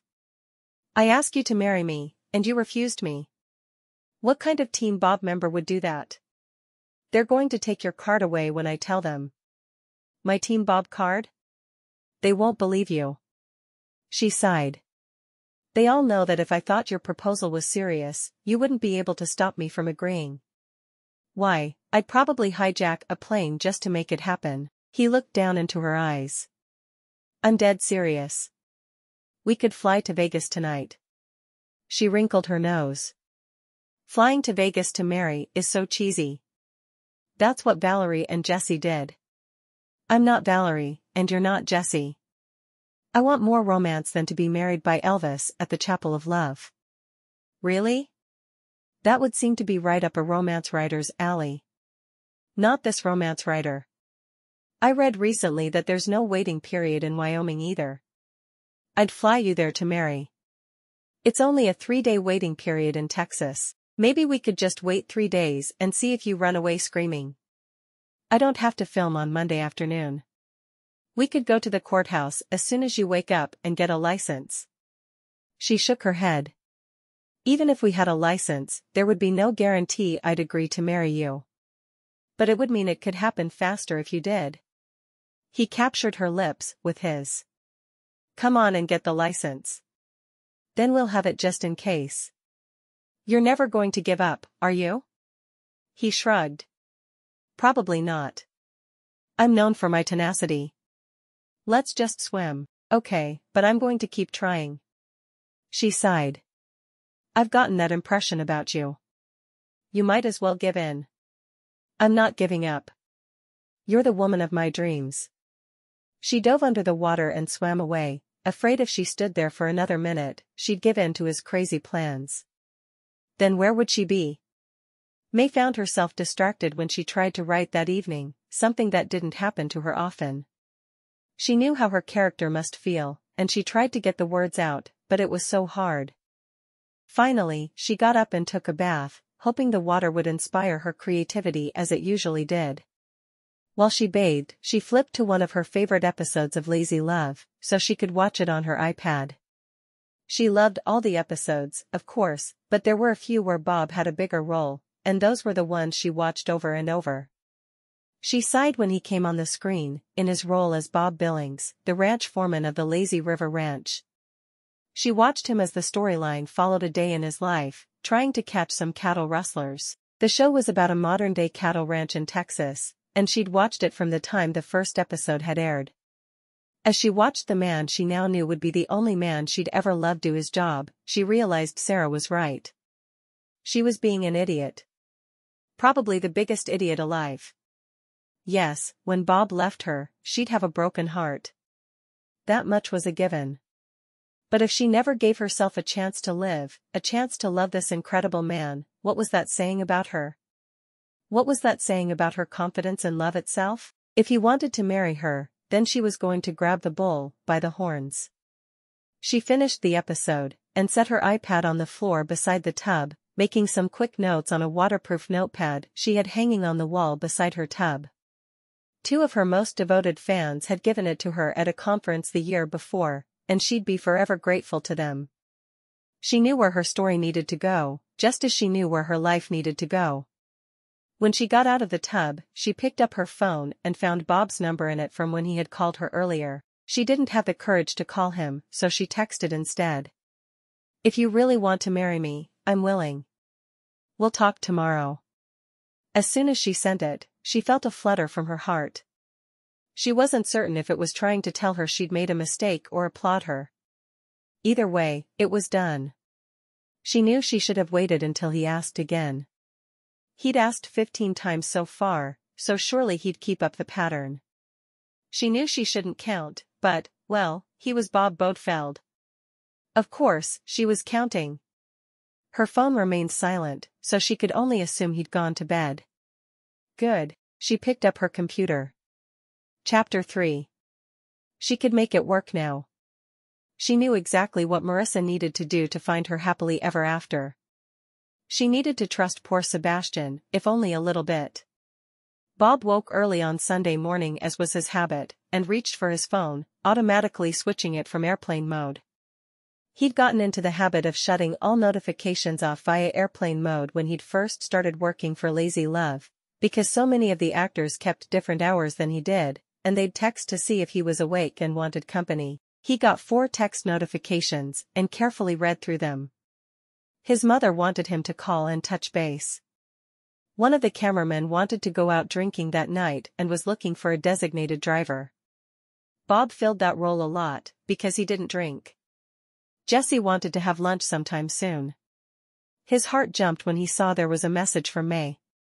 He clicked onto her name and read her message, his breath catching in his throat. She'd marry him? Really? He glanced at the clock. It was 5:30. She should still be up. He tapped her name to call her, putting the phone to his ear. Hello? She sounded distracted, but perfectly alert.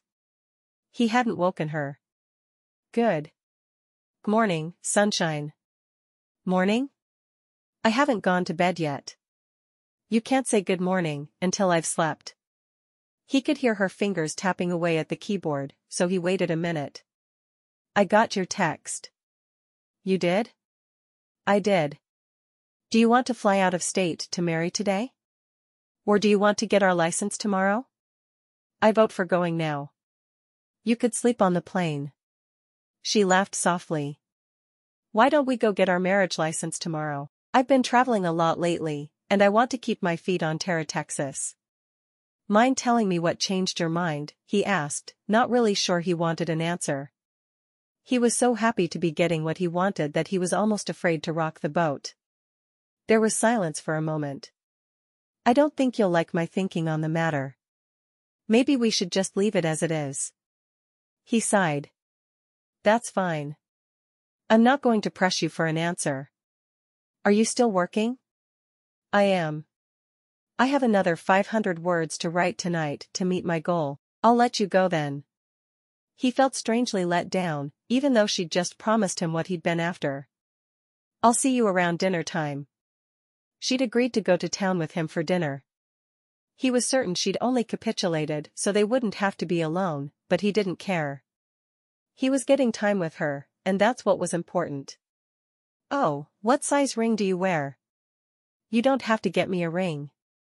Of course, I have to get you a ring.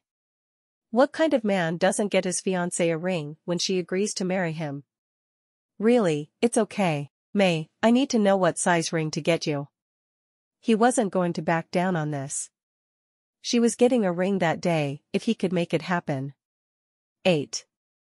All right. I'll see you at 6. He wanted to add that he loved her, but he knew she wasn't ready for that yet. When would she be? Bye. He looked down at the phone in his hand, his heart heavy. She'd agreed to give him what he wanted, so why did he feel so sad about it?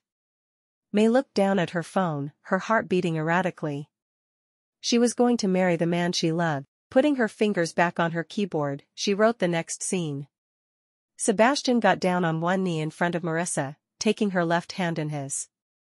I've loved you from the moment I laid eyes on you, and I want nothing more to have you in my life forever. Will you marry me? Marissa felt tears welling up in her eyes. She was going to grab the bull by the horns and marry him, even though she knew he had no feelings for her. She deserved to be happy for as long as he was willing to stay with her. How could she refuse? Yes, I'll marry you. He slowly slipped a beautiful diamond ring on her finger before getting to his feet and pulling her to hers with the hand he still held tightly in his grip. When his mouth came down on hers, she sighed contentedly. She was marrying the only man she'd ever love. Chapter 6. May woke to her alarm buzzing in her ear, slowly realizing where she was. Home. I'm home. The panic that she felt upon waking after so much travel slowly left her, and she breathed deeply. What day is it? Realization came back in waves. It was Sunday. Bob was going to be there in an hour to take her to the Tex-Mex place in town. They were getting married. She sat up and wrapped her arms around her knees for a moment, glorying in the realization that she was getting married. After a minute, she grabbed her iPad and phone, heading for the bathtub. She quickly washed her hair and then dialed Aunt Sally's number. Hello? Aunt Sally. Hi you. I guess you got home all right? I did. Thanks for taking care of Fudgified for me. Was she good? She's always good. Aunt Sally always said the same thing when asked, what do you have going this week? May asked, trying to keep her voice casual. Summer vacation for me. I'm just hanging out at home. How would you like to attend a wedding this week? Are you trying to tell me something, May? Sally had never married. She was only 24 when she'd taken on custody of her 10-year-old niece, and she'd devoted all of her energies to raising her. By the time May was out of the house, she'd decided she was too old and set in her ways to marry, even though she was still in her early 30s at that time. Yeah, I guess I am. We haven't decided on the date yet, but I have a feeling it's going to be a small service. Who are you marrying? Sally's voice was filled with confusion. Bob Bodefeld. The actor from Lazy Love? The one you've had a crush on for God knows how long? That would be him. May grinned as her aunt laughed softly. I'm not even going to ask. Not today anyway. Send me an email. You'll say it so much better in words than you ever would aloud anyway. So you'll be there for the wedding? Wild horses couldn't keep me away. I love you. I love you, Aunt Sally. Thanks for being my everything. May had always given her aunt gifts on both Mother's Day and Father's Day. Her aunt really had been her everything for a whole lot of years. Just keep making me proud. May looked down at the phone in her hand, feeling her eyes well up. She cried more than she should probably, but she'd always felt emotions very intensely. She didn't care if it bothered people anymore, but she once had. Now, she knew that her emotions came through in her writing. If she didn't feel so much, she wouldn't be able to make her readers feel so much. No, her emotions were a part of her, and she thanked God for them every day. By the time Bob arrived, she had dried her hair and was wearing a pair of jeans with a cute button-up shirt. It was too hot to wear jeans, in her opinion, but she wanted to look decent for him on their first real date.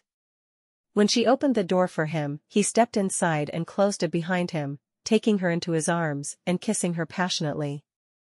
I'm not waiting long. May shook her head. I'm not asking you to. We'll go and get the marriage license tomorrow. We only have to wait 3 days. My scenes are all morning scenes on Thursday. Thursday afternoon then? She asked. I can call my pastor and see if he'll marry us. If you're all right with a church wedding, that is. He nodded. Sure. I'd prefer one. I'm going to tell my mother we're marrying, but I don't expect her to make the drive. Honesty, I'd rather she didn't, because I don't want to feel like I need to entertain her. He trailed his finger along her cheek. I'd rather spend my time with my new bride. She shivered under his touch. What was it about him that made her feel so much more than she'd ever dreamed of feeling with anyone? My aunt is going to be there. I hope that's all right. He nodded. You called her? Yeah, she lives in Wiggyville, so if I didn't tell her, someone would. We don't need that. I can't wait to meet her. Bob stuck his hand into his pocket and pulled out a ring box. I got this for you. May looked down at the ring box in his hand, eyes wide. That was quick. I didn't think you'd have one today. He flipped the box open, surprised at how nervous he felt. If you don't like this one, I can return it and find a different one. Her eyes grew wide when she saw the huge, heart-shaped diamond. It's beautiful. I thought a heart would suit you, being that you're a romance writer and all. Do you really like it? She looked up at him, surprised to see how eager and nervous he looked. I love it. Thank you. She held up her left hand, and he fumbled the ring out of the box, slipping it onto her finger. It felt heavy on her hand, and she couldn't take her eyes off of it. I didn't expect anything this perfect. I couldn't find anything as special as you are, so this is going to have to do. Bob looked down at her, wishing she could read the love shining in his eyes. Maybe then she'd believe him when he told her how much he cared. May stepped close to him, wrapping her arms around him tightly. I'm going to be a good wife to you. As soon as she said it, she laughed softly. Okay, let me amend that. I'm going to try to be a good wife to you. There's little chance that I'll do a lot of cooking or cleaning or any of those good wifely things. There's a better than 99% chance I'll get so involved in my characters, I'll forget who you are from time to time. I'll probably even pretend to hear you and have no idea what you've said on occasion. She sighed, looking up into his face. Are you sure you want to marry me? I couldn't be more sure. I'm sure we both have our faults, and more will come out as we go along. But yes, you are the only woman I've ever dreamed of spending my entire life with. I'm keeping you. She laughed. As long as I get to keep you as well.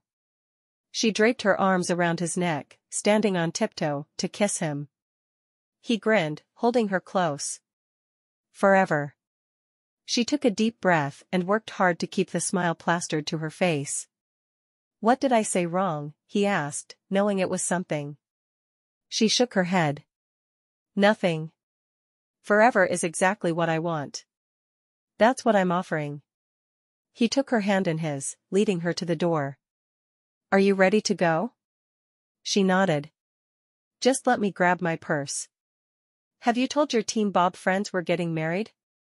She laughed, shaking her head. "Like they'd believe me. They would if we took a selfie, kissing, with your ring showing." "What is it with you and taking kissing selfies?" He shrugged. "I don't know. I've never taken one before, and I want to send one to my mom to announce our engagement." He knew it was silly and a bit sappy, but he thought his mom would love it. "Really?" We can if you want." "You wouldn't mind?" She'd been against a kissing selfie every time he'd mentioned it. "Of course not." "Well, then why wouldn't you let me take one before?" he asked, leading her to the vehicle. She waited until they were both in and buckled. "I didn't want a lot of mementos of a relationship that I thought was going to last for a few hours or a few days. I was worried my heart would be broken, and I'd never be able to get over you." She was still worried about that, but she had a new attitude, and she wasn't going to let her worries suck the happiness from her. "And you're not worried about that now?" he asked, pulling onto the highway and heading toward Wiggyville. "I've decided not to let my worries for the future keep me from being happy in the present. I'm going to live in the moment." "But you still worry that I'm going to leave you and break your heart?" He wasn't asking, because he knew. He only wished he knew how to convince her that he would be true. He'd never loved before, but he was like a wolf, he mated for life. Because Bob went back to work the next morning, May worked as hard and fast on her book as possible, trying to complete as much as she could before the wedding.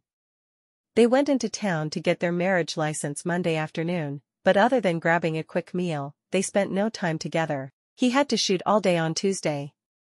He had morning, afternoon, and night scenes. He called her for a moment between scenes while he was taking a few minutes of downtime in his trailer. She sounded groggy when she answered, and he immediately felt guilty, looking at the clock and seeing it was after 4. "Hello?" "Hey, sweetheart. I was sure you'd be awake by now." May groaned, "Softy. Time's it?" He grinned, loving her sleepy voice. "It's just after 4. I wish I was there to kiss you awake. Didn't sleep till 10. The characters were talking to me." "They were, huh? Did they tell you they were figments of your imagination?" "I don't think they realize they are." She yawned into the phone. "You still filming?" "Yeah. This is a heavy day for me. I'm in this episode a lot. I'm sorry I won't get to see you at all." "Really?" "Really. It's going to seem weird to have a whole day without Bob. I'll be Bobless." "Bobless?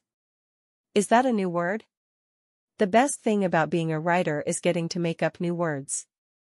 Shakespeare did it, so I get to do it too, and no one can stop me." He chuckled. "All right. If you say so. I'm going into Weatherford tonight. Aunt Sally and I are going to find a new dress for me to wear for the wedding." "Are you inviting anyone?" "Yeah. I've asked the gang.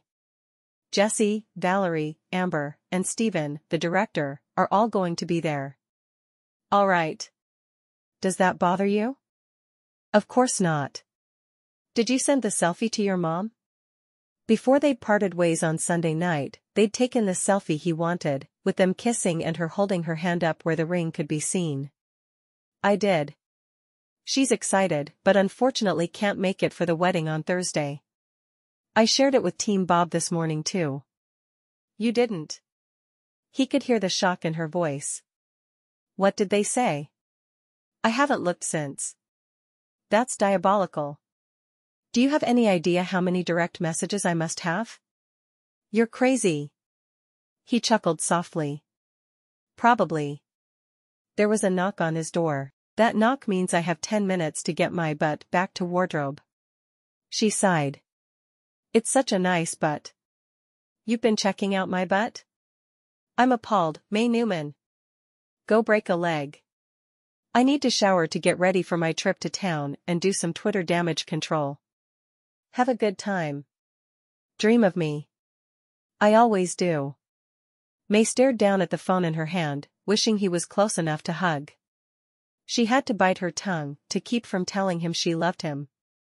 She quickly pulled up Twitter, and sure enough, there were lots of messages from her Team Bob cronies. Team Bob had about 200 active members. 20 had sent her messages.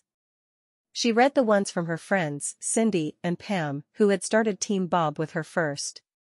You're marrying Bob Bodefeld, and he had to tell us? Are you crazy? Cindy asked. She typed her reply quickly. It all happened really fast. Wedding is Thursday. I'll send pics. The second message, from Pam, was even more direct. I'm not sure you can still be a Team Bob member after your betrayal. Why didn't you tell us? She grinned. It just happened. I wasn't trying to hide anything, but I didn't think anyone would believe me either. I was going to send wedding pics on Thursday as my announcement.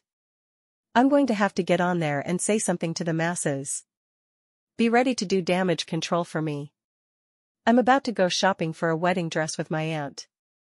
She thought hard about what to say to the Team Bob group in general. What did you say when you were marrying the man they all idolized? Marrying Bob Bodefeld on Thursday afternoon. We'll send pictures. Sorry, ladies. He's all mine now. Hashtag sorry not sorry, hashtag Team Bob. She'd worry about Instagram and Facebook later, knowing Pam and Cindy would make sure the word was spread. She had no doubt both already had her selfie kissing Bob with the engagement ring all over them. She wasn't going to look. She had to worry about finishing her book before the wedding. After her shower, she called Aunt Sally. I'm ready to shop. Can I head your way? Absolutely. See you in 20. Aunt Sally had a small house right in the middle of Wiggyville. May wished she'd let her help with expenses now that she could afford it, but her aunt was determined not to accept anything. She got in the car and rolled the windows down, trying to let a bit of the hot air out. She was already sweating and feeling disgusting. She hated the Texas sun. She dialed Sarah's number and used the Bluetooth that tied the phone into the car's navigation system to talk to her as she drove. I have news. You're marrying Bob Bodefeld, living happily ever after, and having 2.3 children? I don't know about the 2.3 children. I saw the picture he posted in Team Bob. I forgot you joined the Team Bob Facebook group. I guess either Pam or Cindy posted our selfie to the group. Yes, and I'm glad they did. It's my job to know what's going on in your life. I'm happy for you, by the way. Thank you. You don't sound as happy as I like to hear you. I know. I'm just nervous. Still worried he's going to break your heart. May sighed. Wouldn't you be? He's a big star. I'm just a nobody. You are so far from being a nobody, it's absolutely ridiculous. I've never known anyone as loving or as giving as you are. You're a best-selling author. You have fans begging for the next book. I know. I know. But I'm not supermodel gorgeous. I'm not Valerie Savoy. Why would you want to be? She's married to Jesse Savoy, and you always found him lacking beside Bob. May laughed. You've got a point there. Promise me you'll let yourself be happy?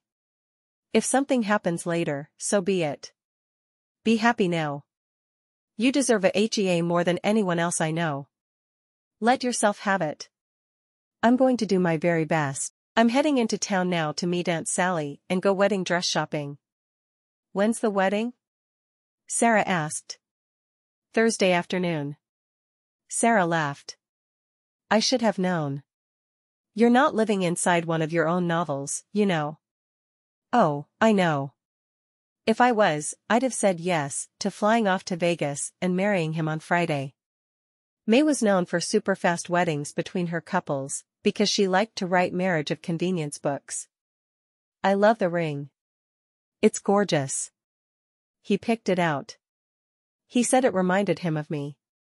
He has good taste. I can't imagine anything suiting you quite so well. May glanced down at the glint of the ring in the sunlight. It feels so heavy on my finger. I've never seen you wear jewelry except for events. Of course, it feels heavy. Jessie and Valerie Savoy and Amber Knight are going to be at my wedding. Can you believe? Sarah laughed. If I were as into the show as you are, I'd beg you to let me come. You know you're welcome, but I'm not going to have any time to entertain you. Oh, you know I can't get away, but it would be cool. Church wedding? Yeah, I don't think I'd feel married otherwise. May sighed. Okay, work mode for a minute. I'll have this book finished by the time I go to bed tonight. I'll do edits tomorrow, and get it to proofreader by Thursday morning. I'll get it to beta readers Friday morning. You okay with a Monday release? Yeah, that works. You want newsletter out Monday? Yes, please. I'm planning on taking Thursday, Saturday, and Sunday off, so I'm going to have betas email it to you when they're done. You can mess with any errors they find. Watch their commas. Sometimes they like to add in comma errors, and that makes me crazy. Sounds good. Do you want me to format for print right away? May thought about it for a moment. She didn't always put books in print immediately, but she felt such an affinity toward Marissa that she wanted this one in print. Yes, please. Can you contact Erin about that? Erin was her cover artist, and Sarah would know what to tell her. I'm on it. Have I mentioned today how much I appreciate you and all you do for me? It's my job. I know. That doesn't mean I appreciate you any less. She pulled up in front of her aunt's house, just as she was hanging up the phone. Aunt Sally had obviously been watching for her, because she came hurrying out of the house, jumping into the passenger seat and buckling. Let me see the ring. Nice to see you too, Aunt Sally. I've missed you so. May grinned as she held her left hand out. Yeah, missed you too. That ring is gorgeous. He picked it out himself. Said it reminded him of me. May blushed as she said it, slightly embarrassed about how sweet Bob had been about the ring. How did you meet him? I want details. Drive-in talk. May and Sally had always had a special relationship, and it had been cemented when May had moved in with Sally. They were only 14 years apart, so for a while it had been hard for May to see her aunt as an authority figure. She'd gotten over it quickly though. May went through the details of how she'd met Bob on the plane, skipping the part about how he'd observed her in the airport first. She was always embarrassed when people heard about her doing nice things like that. It made her uncomfortable. So he proposed within a few hours of meeting you? Yes. It was nuts. I kept telling him no, but he wore me down. I'm sure he did. You've had a crush on him for long enough, I'm surprised it didn't happen faster. May sighed. You know me. Always worried about protecting my heart. Stop. It sounds like he's head over heels in love with you. Enjoy him. I'll do my best. May parked the car in front of a small bridal store in Weatherford. I doubt we'll find anything in my size that I can just buy off the rack, and there's no time to have anything made. I'm not really sure why we're trying, except that we're supposed to. Aunt Sally laughed. We're going to find something perfect. Just watch. Sally's words proved to be prophetic. On a clearance rack of dresses, May found one and stared at it dumbfounded. It was exactly what she'd have chosen if she'd had 6 months to shop and find the perfect dress. I want to try this. Aunt Sally grinned widely. That's it. That's your dress. It's going to fit. I just know it. I hope so. May touched the sleeve reverently. A saleswoman came over. How long before the wedding? I'm getting married on Thursday afternoon. May almost laughed when she saw the saleswoman's eyes widen. I'd like to try this. It's exactly what I want. There's no time for a fitting before Thursday. If it doesn't fit, we can't do anything about it. I know. I'm going to try it. I didn't expect to find anything, but I wanted to try. I'll help you. The saleswoman looked at Sally. You wait here, and we'll be out in a moment. With the saleswoman's help, May slipped the dress over her head, and stepped out to where Sally could see her. She looked in the full-length mirror along one wall and just stared. This is it. It fits. The saleswoman shook her head. This was a return. The wedding was cancelled, and it had already been fitted to the bride. I hope you know this kind of thing doesn't happen. Ever. May laughed. I guess I'm meant to be married this week, because it just happened. She didn't ask how much, because she'd already seen the price. I'll take it. Let me find you the proper undergarments to wear with it, but yes. You've got yourself a dress. Congratulations. May wanted to jump up and down and clap her hands like a little girl, but instead, she just looked at her aunt, her face lit up. We did it. Sally nodded. That we did. Now for shoes. May wrinkled her nose. She hated shopping. She could do it, though. For Bob. She could do anything for Bob. Chapter 7. 2 days later, May found herself at the front of the church she'd attended since she was 10, standing beside the man she loved, surrounded by people she'd seen only on television. It was surreal in a way that she would never be able to express in a book. She did her best to catalog every moment, so she could later write them down, but she just couldn't. Her mind didn't have the ability to quite grab onto the events of the day. After the wedding, Bob introduced her to the people that mattered to him. These are my co-stars and closest friends, he told her. I don't think any of them really need an introduction to you. May smiled, looking from Jessie to Valerie, noting that Valerie's pregnancy was starting to show. It's so nice to meet you. Jessie grinned. I hear you helped start Team Bob. I'm not sure if I should be willing to talk to you in public. He wrapped her in a bear hug, kissing her cheek. Welcome to the family. May pulled back, looking at him. Sorry, Bob's more my type. Then she smiled at Valerie. It's so nice to meet you. Love the show. Valerie hugged her as well. I know we've talked online a few times. And I've read a few of your books. I'm so happy to meet you. Any way I can get an autographed book? May grinned. Absolutely. We could trade autograph for autograph. Sounds perfect to me. Valerie stood grinning at May, obviously happy to see Bob married. Amber, the girl who played Valerie's younger sister in the show, hugged May next. I haven't read any of your books yet, but I have a feeling I'm going to need to now. I feel left out. Don't do anything you don't want to do. May introduced Aunt Sally to everyone, and then Bob caught May's hand. You guys hang out and have fun. We're out of here. He dragged her to the door, making her blush. Stop that. Why? They know we just got married and want to do each other. Do each other? Did you really just say that to me? Hey, I'm used to people writing my lines for me. You're the one with the gift for words. May shook her head, tucking the long skirt of her dress around her as she got into the passenger side of his vehicle. Are you going to use that excuse a lot? I don't know. Did it work?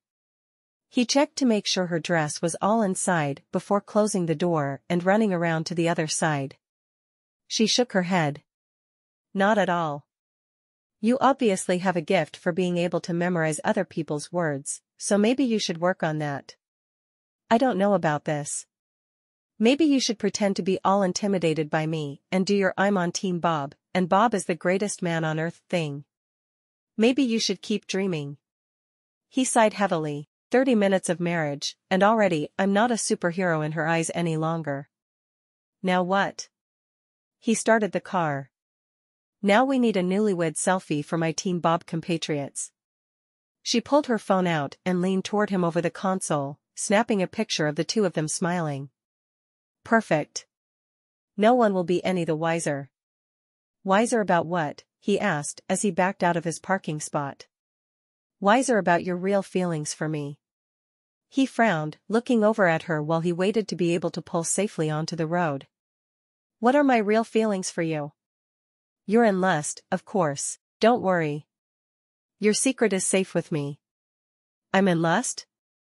You don't think I'd have pushed harder to get you into bed if it had just been lust? You really think I'd have married you? May wasn't going to put too much thought into that. It might hurt her head. Instead, she looked out the window. I think we can go now. He sighed. There's more than lust. At least on my part. She laughed. You can't be questioning how I feel. If you can question how I feel, then I can question how you feel. Why isn't that fair? She shrugged, just not. She looked over at him, seeing that his jaw was stiff, and he looked angry. Let's not fight on our wedding day. He nodded, looking down. Let's never fight again. Does that work for you? Love the idea. We'll do our best to make it happen. And if we ever do need to argue, we'll do it naked. Her eyes widened as she gasped with surprise. Why would we want to argue naked? Making up will be lots faster that way. She shook her head at him. You really have serious issues, Bob. And you don't? Really? I've seen you talk to the people you make up in your head. She shrugged. I'm supposed to have issues. I'm a romance writer. Comes with the territory. He laughed, shaking his head. You think you're always going to win, don't you? Not at all. I think I've won as much as I can in this life. She looked at him as she said the words. She couldn't imagine winning better and harder than she had with Bob. Stop talking like that till we get back to your place. My place? You know, we just got married, and we haven't even talked about where we're going to live. Your house, of course. No reason for you to move into my tiny little trailer on set. I'll still use it during the day, because that'll be easier, especially with you sleeping your life away. Sleeping my life away? Did you really just say that? You do sleep odd hours. She sighed heavily, shaking her head at him. You've hit on one of my pet peeves. People who sleep normal hours are so sure that what they do is right.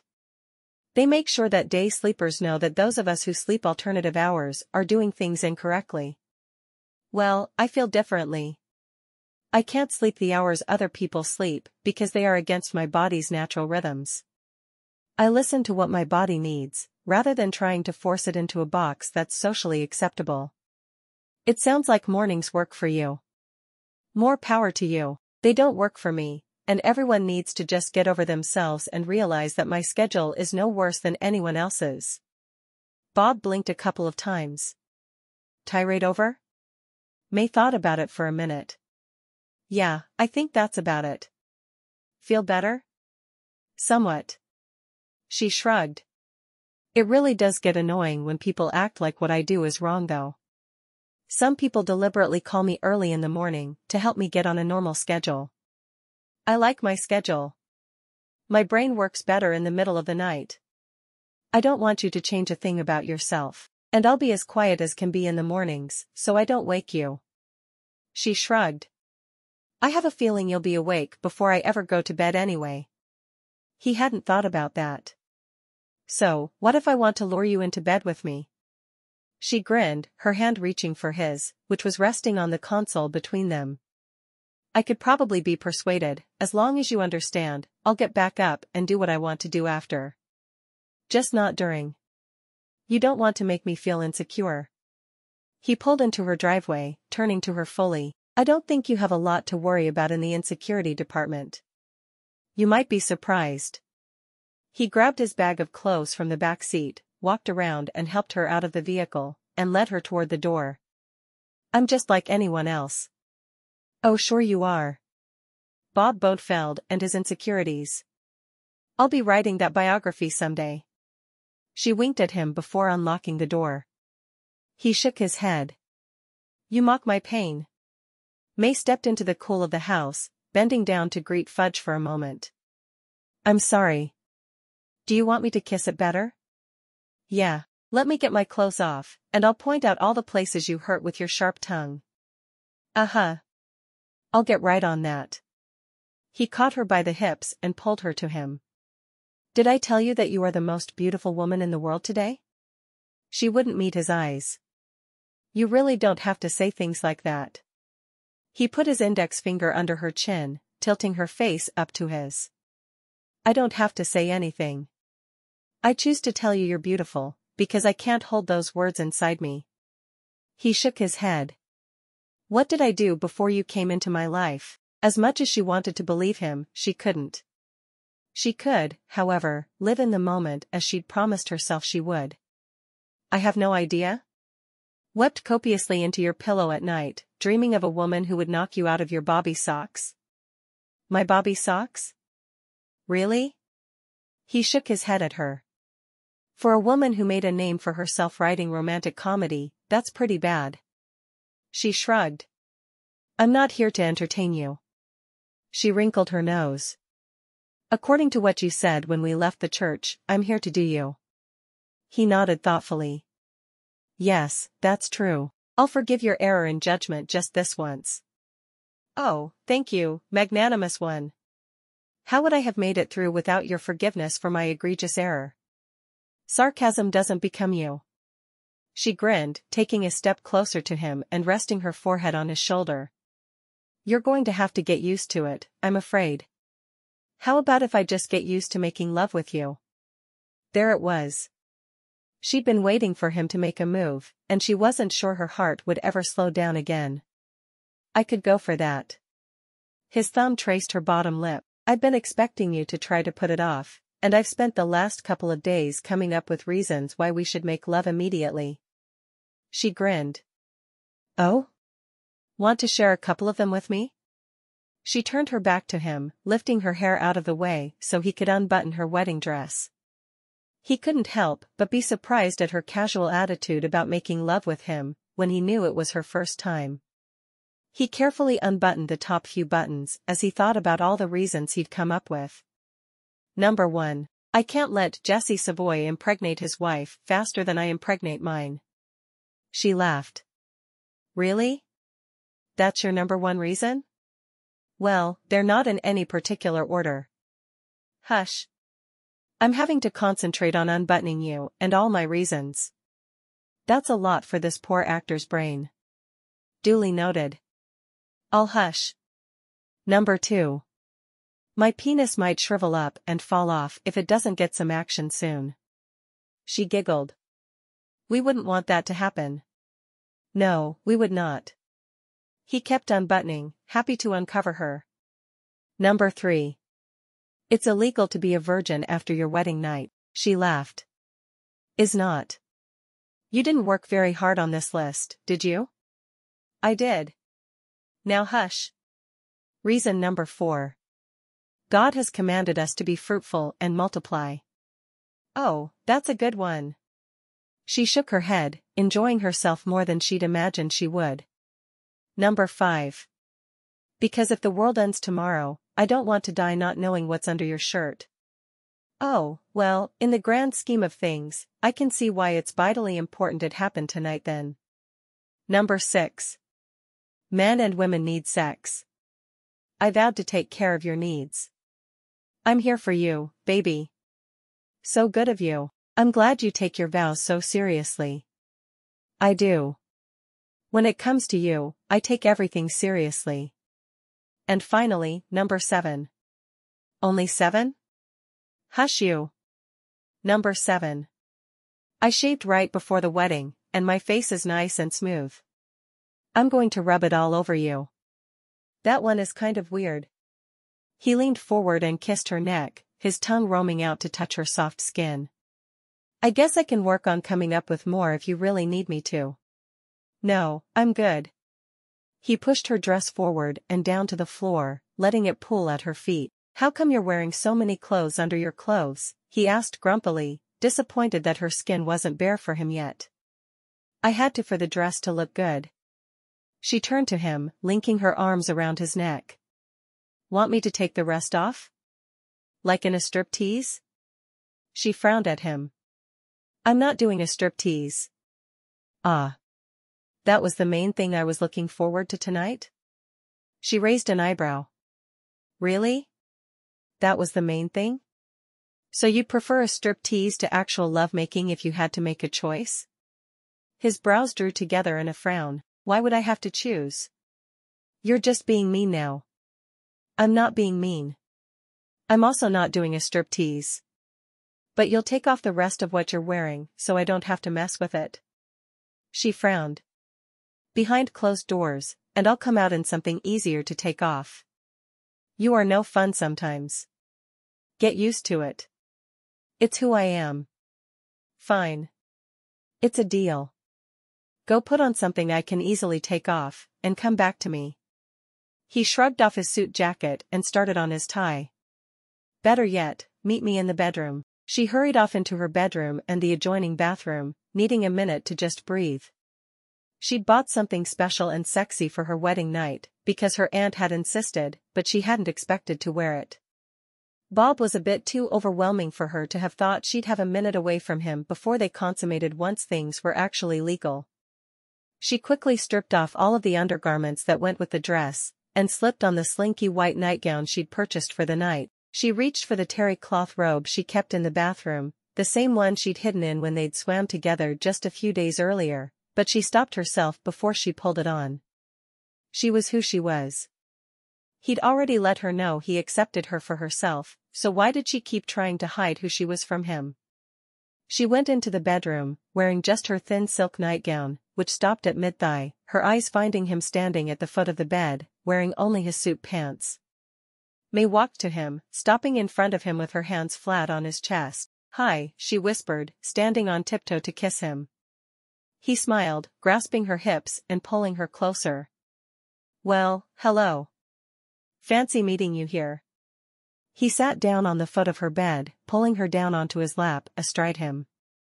"Yeah, I happened to be in the neighborhood. It was kind of you to drop by." Their banter kept her from being nervous about what was about to happen. They were at eye level with one another, and as many times as she'd written a scene like this, it was just different to be there. "I try to always be kind to the Team Bob members." His face was absolutely serious as he leaned forward and kissed her sweetly. "That's really good of you. Let's not take a selfie, though, if you don't mind." He sighed. "I guess I can hold off on a selfie for a little while." She shook her head at him. "Have you ever been serious about anything in your life?" He nodded. "I have. You'll find I'm very serious about you." She bit her lip, unsure how to react to that. "I'm serious about you as well." She leaned forward, kissing him, her arms going around him. All laughter stopped at that point, as he pulled her hips to meet his pelvis, his hands roaming over her back, before one came around to cup her breast through the thin fabric of her nightgown. "I want you." She looked into his brown eyes, mesmerized for a moment. To be here, in his arms, was a dream come true for her. She wasn't going to waste a moment of it. Bob set her on her feet, before standing and tugging her to the side of the bed with him pushing her to her back. "I've been dreaming of this moment since I first saw you in the airport." May looked up at him, recognizing the truth in his eyes. He really had been attracted to her. She wasn't going to question anything.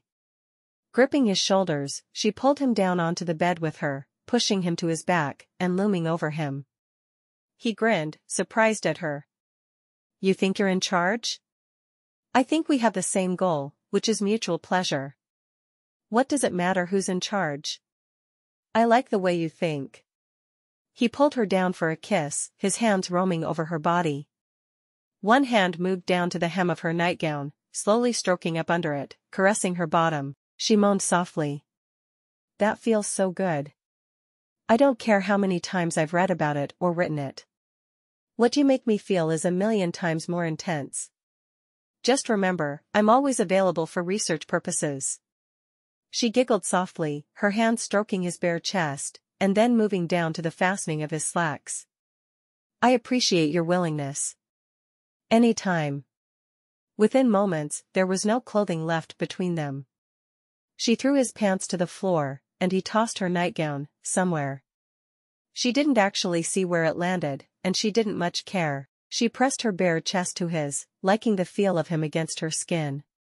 One leg moved over his, getting used to the feel of him.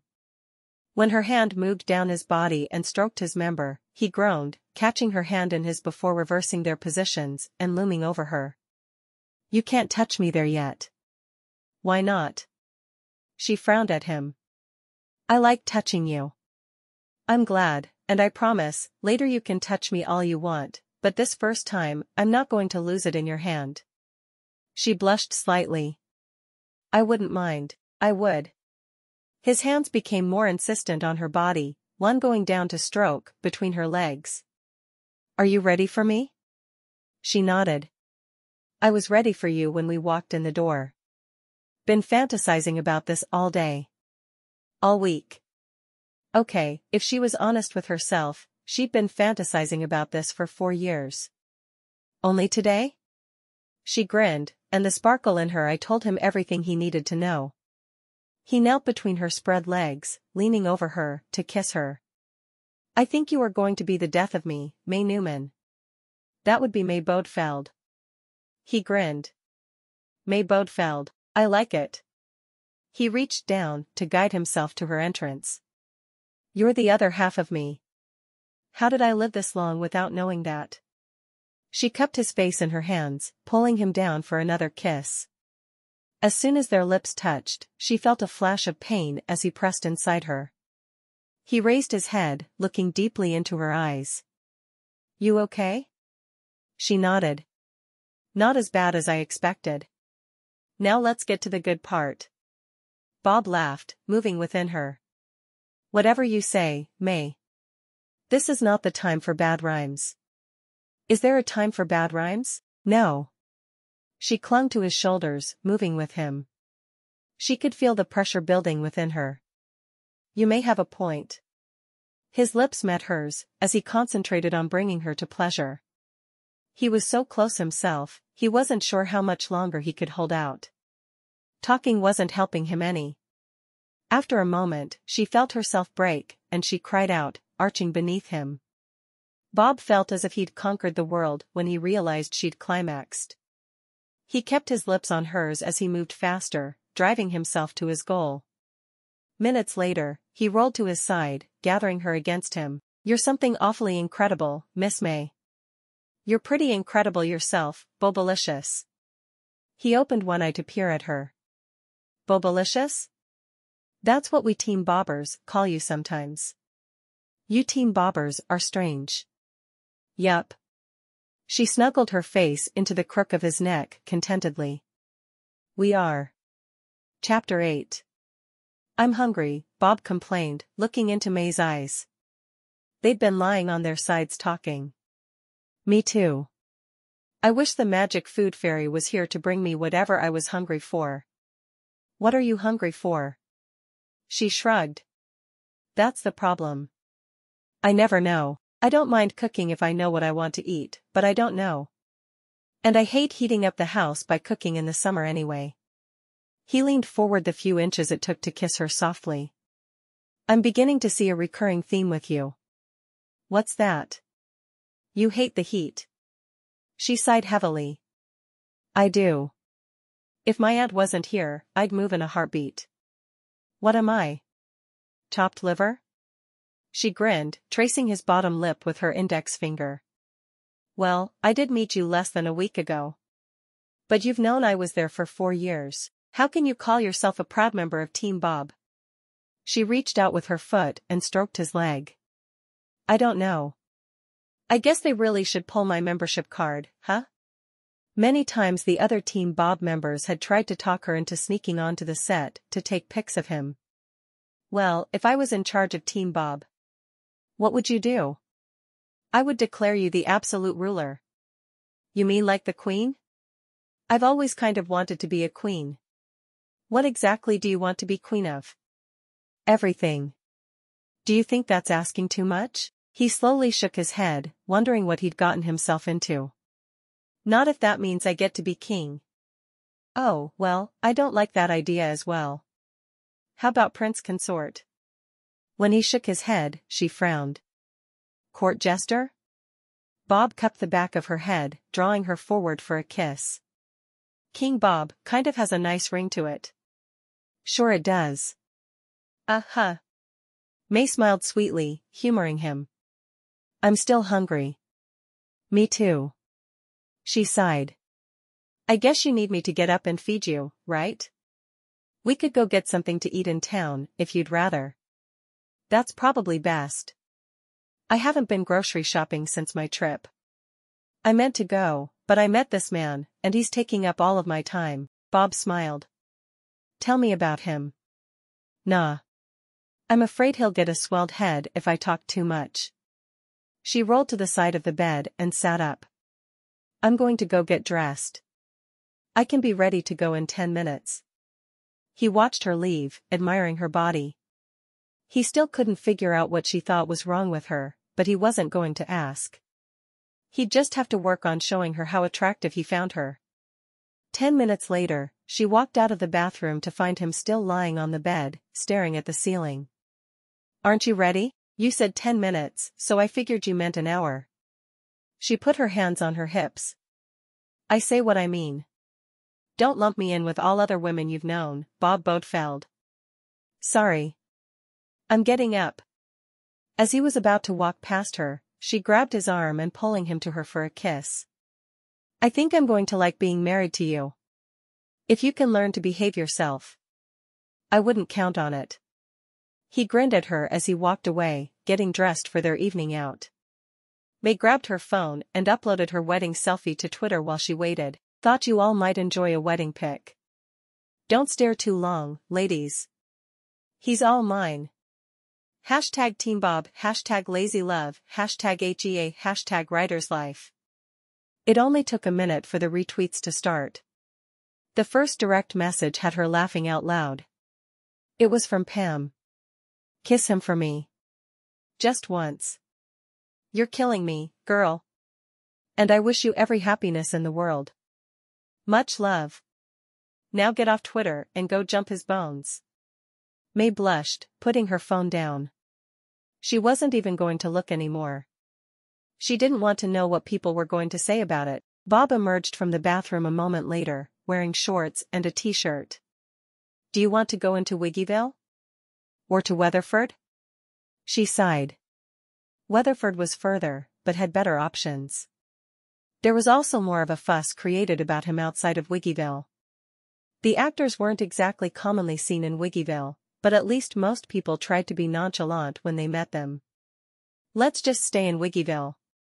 I don't want you to have to wear your disguise. But I was looking forward to trying out my new fake mustache that came in my detective kit.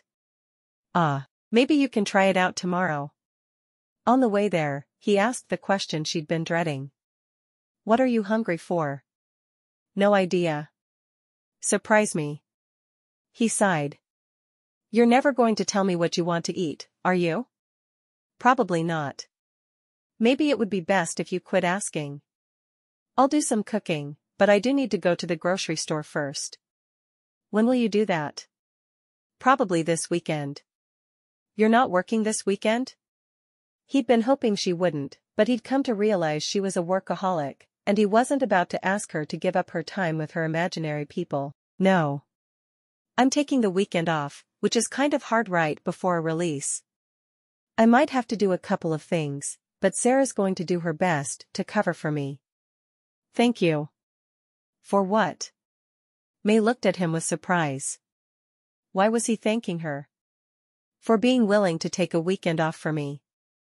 I know it wasn't exactly on your schedule. He pulled into the parking lot of the Tex-Mex place in town. There were really only 2 real restaurants in Wiggyville, so there weren't exactly a lot of places to choose from. This good? Sounds fabulous. I didn't realize quite how hungry I was. She turned to him, taking his hand in hers. I get lost in my own world a lot, but it doesn't mean you're any less important to me. I hope you realize just how much I care about you. She couldn't use the word love, because she didn't want him to feel obligated to say it back to her. He brought her fingers to his lips. I know. I'll just have to get used to a wife who lives in her own head more than she does the real world. I'll do my best to remember who you are when I'm in the middle of a book. She winked at him, trying to be playful about it, but hoping he knew how serious she really was. I would greatly appreciate that kind of sacrifice from you. Their server was someone she knew from high school. One of the cheerleaders, who had always made it very clear that May, with her stupid old-fashioned name and head in the clouds, wasn't nearly as good as everyone else. "Hi, I'm Tiffany. I'll be your server tonight." She looked up from her notepad and saw Bob. "It's good to see the actors from your show in here. It's nice of you to support the local businesses." Her gaze then moved over to May, and her eyes grew wide. "May. It's been forever since I've seen you. How are you? Are you still scribbling your little stories?" May smiled sweetly. "Still scribbling. It pays the bills." "Oh, have you actually had something published?" Tiffany asked in a way that made May want to crawl under the table. Bob blinked, looking back and forth between the two women. He could tell something was up, but he wasn't sure what. "You haven't read one of her books yet? Are you kidding? Valerie Savoy begged for her autograph at our wedding this afternoon." Tiffany blinked at Bob. "You married Valerie Savoy? I thought she was married to Jesse." Bob laughed. "Of course not. I married May." Tiffany sucked in a breath in shock, looking at May. "Really? You married May? Imagine someone telling you that you'd marry a big-time star when we were in high school. Wouldn't we all have just fallen over dead at the thought?" "I'm sure we would have." May wanted to make a snide comment about Tiffany marrying straight out of high school, having 3 kids immediately, and now having to wait tables while her ex-football star husband sat on his butt drinking beer all day, but she held her tongue. She breathed deeply, reminding herself she wasn't that judgmental. "I mean, even the chess club geeks had a better date for prom than you." Tiffany shook her head, as if she couldn't believe what the world was coming to. "I can't figure it out either, Tiffany. I guess God was smiling down at me when he made Bob notice me." May tried to keep the sadness and hurt out of her eyes as she looked over at Bob, but it was hard. Tiffany always brought out the worst in her. Bob took May's hand and brought it to his lips. "What you mean to say, my love, is that God took pity on a lonely actor when he put an incredibly beautiful, kind woman in my line of sight. I'll be forever grateful to him for bringing you to me." May smiled, looking into Bob's eyes. For a minute, she almost forgot Tiffany was there. When Tiffany rudely cleared her throat, she looked back at her. She saw her as she was now for the first time then, and she really pitied her. Her hair, which had always been perfect in school, was limp. Her nails were chipped. She looked tired. "You need a night off. You look tired. You should let me watch the kids one night so you and Cody can have a night out." Tiffany looked at her in shock. "Why would you do that?" May shrugged. "Because everyone needs kindness on occasion, and I like kids. I could spend an evening helping you out." Tiffany looked like she wanted to cry for a moment, but then she straightened her shoulders. "What do you want to drink?" "Water without lemon, please. I hate stuff floating in my water." "Just a Coke for me." "What kind?" "We have Coke, Dr. Pepper, Diet Coke, Sprite, and Orange." Bob shook his head. "Only in Texas could you ask for a Coke and get asked what kind." "I want a Coke. The real kind." Tiffany turned on her heel and hurried off to the kitchen. Bob looked at May, squeezing her hand tightly. "That's what I love so much about you." "What?" "She was giving you a hard time, making it obvious that she didn't think you were good enough for me, and you offered to babysit her kids." May sighed. "I thought bad things first." "Doesn't matter. They never came out of your mouth. Instead, you showed her more kindness than she's seen in a while.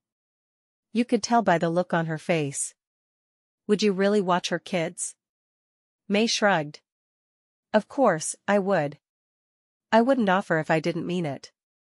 "I take it high school was rough?" She nodded. "I never quite fit in. I liked to sit around writing in my journal all day. I was the last one picked for sports teams. I was the girl the others made fun of." She shrugged. "No big deal. I happen to know I'm the most successful person in my graduating class." "Of course you are." He sighed. I wanted to throw something at her. "There's no point." She'd just find some reason to sue you for being physically violent with her. You know that I married you because you're incredible, right? No other reason? I know you married me. For now, that's going to have to be enough. Tiffany came to the table then, setting their glasses down and putting a basket of chips and 2 small bowls of salsa on the table. Do you know what you want? Bob shook his head. I'm sorry. I've been so busy staring into my wife's beautiful eyes, I haven't even opened the menu yet. Can you give us a few more minutes? Tiffany turned on her heel and walked away. I guess we'd better look at the menu, May said with a grin. Or the former cheerleader club may come in here and attack us with their pom-poms. As soon as she said it, she covered her mouth with her hand. That was really snotty. I'm sorry. I shouldn't have said that. I'm surprised you didn't say it to her face. Bob said. Don't worry about it. I still think you're perfect. She laughed. I don't know about that, but thank you. Someone has to think so, and it might as well be the man sharing my bed, right? He grinned. Your bed, your last name, your everything. Yup, we're sharing it all, Miss May. She looked down at her menu, trying to figure out what she wanted. After a minute, she put her menu down. There's going to be a lot of talk about us in Wiggyville tomorrow. He shrugged. Do we care? I guess when you're a famous actor and your name is in the tabloids every other week. Hey. I haven't been in the tabloids since March. She nodded. I remember that. When Jesse and Valerie got married, people were speculating whether or not you'd marry Amber. He wrinkled his nose. Absolutely not. She's pretty, but a little too skinny. And way too young. Amber was sweet as could be, but something had happened to her, and whatever it was, she didn't talk about it. At 23, she shouldn't be nearly as bitter about life as she was. She seemed nice. Oh, she is. I can't wait for you to get to know her. We all love her. Tiffany was back then, and they placed their orders. When she'd walked off again, May smiled. It's kind of neat to be able to meet all the people from my favorite show this way. I mean, Bob was first in my life, of course, but I'm a big fan of the whole show. She leaned forward. What can you tell me about the plot for season 5? What are they going to do with Bob now that Joe and Dylan are married? He eyed her skeptically. So you can tell your Team Bob friends? I don't think so. I wouldn't tell anyone. She sat back with a pout, glaring at him. I'm your wife. You're supposed to trust me. I trust you. Mostly. Really? She glared at him. They're going to give him some time to cool off and stop being angry with Joe and Dylan. He's going to go on a trip and come back with a whole new attitude. What's her name? Whose name? The girl who gives Bob a whole new attitude? He laughed. He goes back east and finds his mother. She frowned. Bob had never had much of a backstory. His mother? Yeah, Bob was a runaway. His mom was abused, and he got hurt trying to stand up for her. They tell the whole thing in flashbacks. It had actually been similar enough to his own story that it had hit very close to home. He hadn't run away, but he'd gotten hurt standing up for his mother. More times than he could count. That's sad. He nodded. They're making Bob a lot more three-dimensional this season.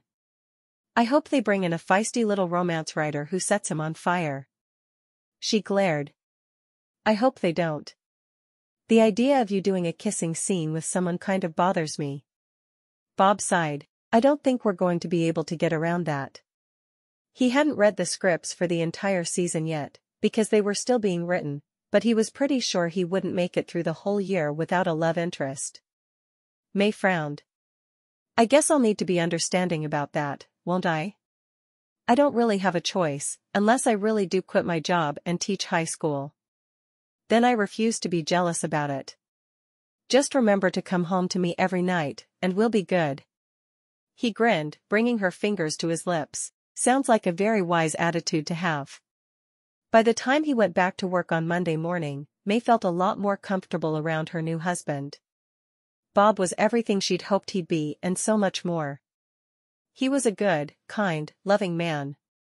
She still didn't feel like she measured up to him, but she wanted to be good enough. She'd fallen mostly into his schedule, taking some over-the-counter sleep aids to make it happen. She never went to bed at normal hours without something to help her do so. She hated taking them, so she just let her body sleep when it wanted to. After he'd left for the set, she pulled her computer onto her lap and checked in. The author community she'd been a part of for years had gotten word of her marriage, and there were many congratulations and well wishes. Her Team Bob friends were the ones who really surprised her though. She went through message after message from the ladies, all of whom seemed to be genuinely happy for her. The selfie she'd taken in the car with Bob had been shared over 5,000 times. One particular share that caught her eye was by Valerie Savoy. Looking for an amazing read? Look no further than Jolene Gold, the amazing woman who just married at Bob Bodefeld. #Team Bob, #LazyLove. Sure enough, when she checked her sales, she'd made twice as much for the past few days. It was crazy what a celebrity endorsement did for you, even when you were a romance writer. As she made her way through her personal messages, she found a joint message from Valerie and Amber. "We want to get to know you better," Valerie had written. "Would you come to the set and have lunch with us on Monday?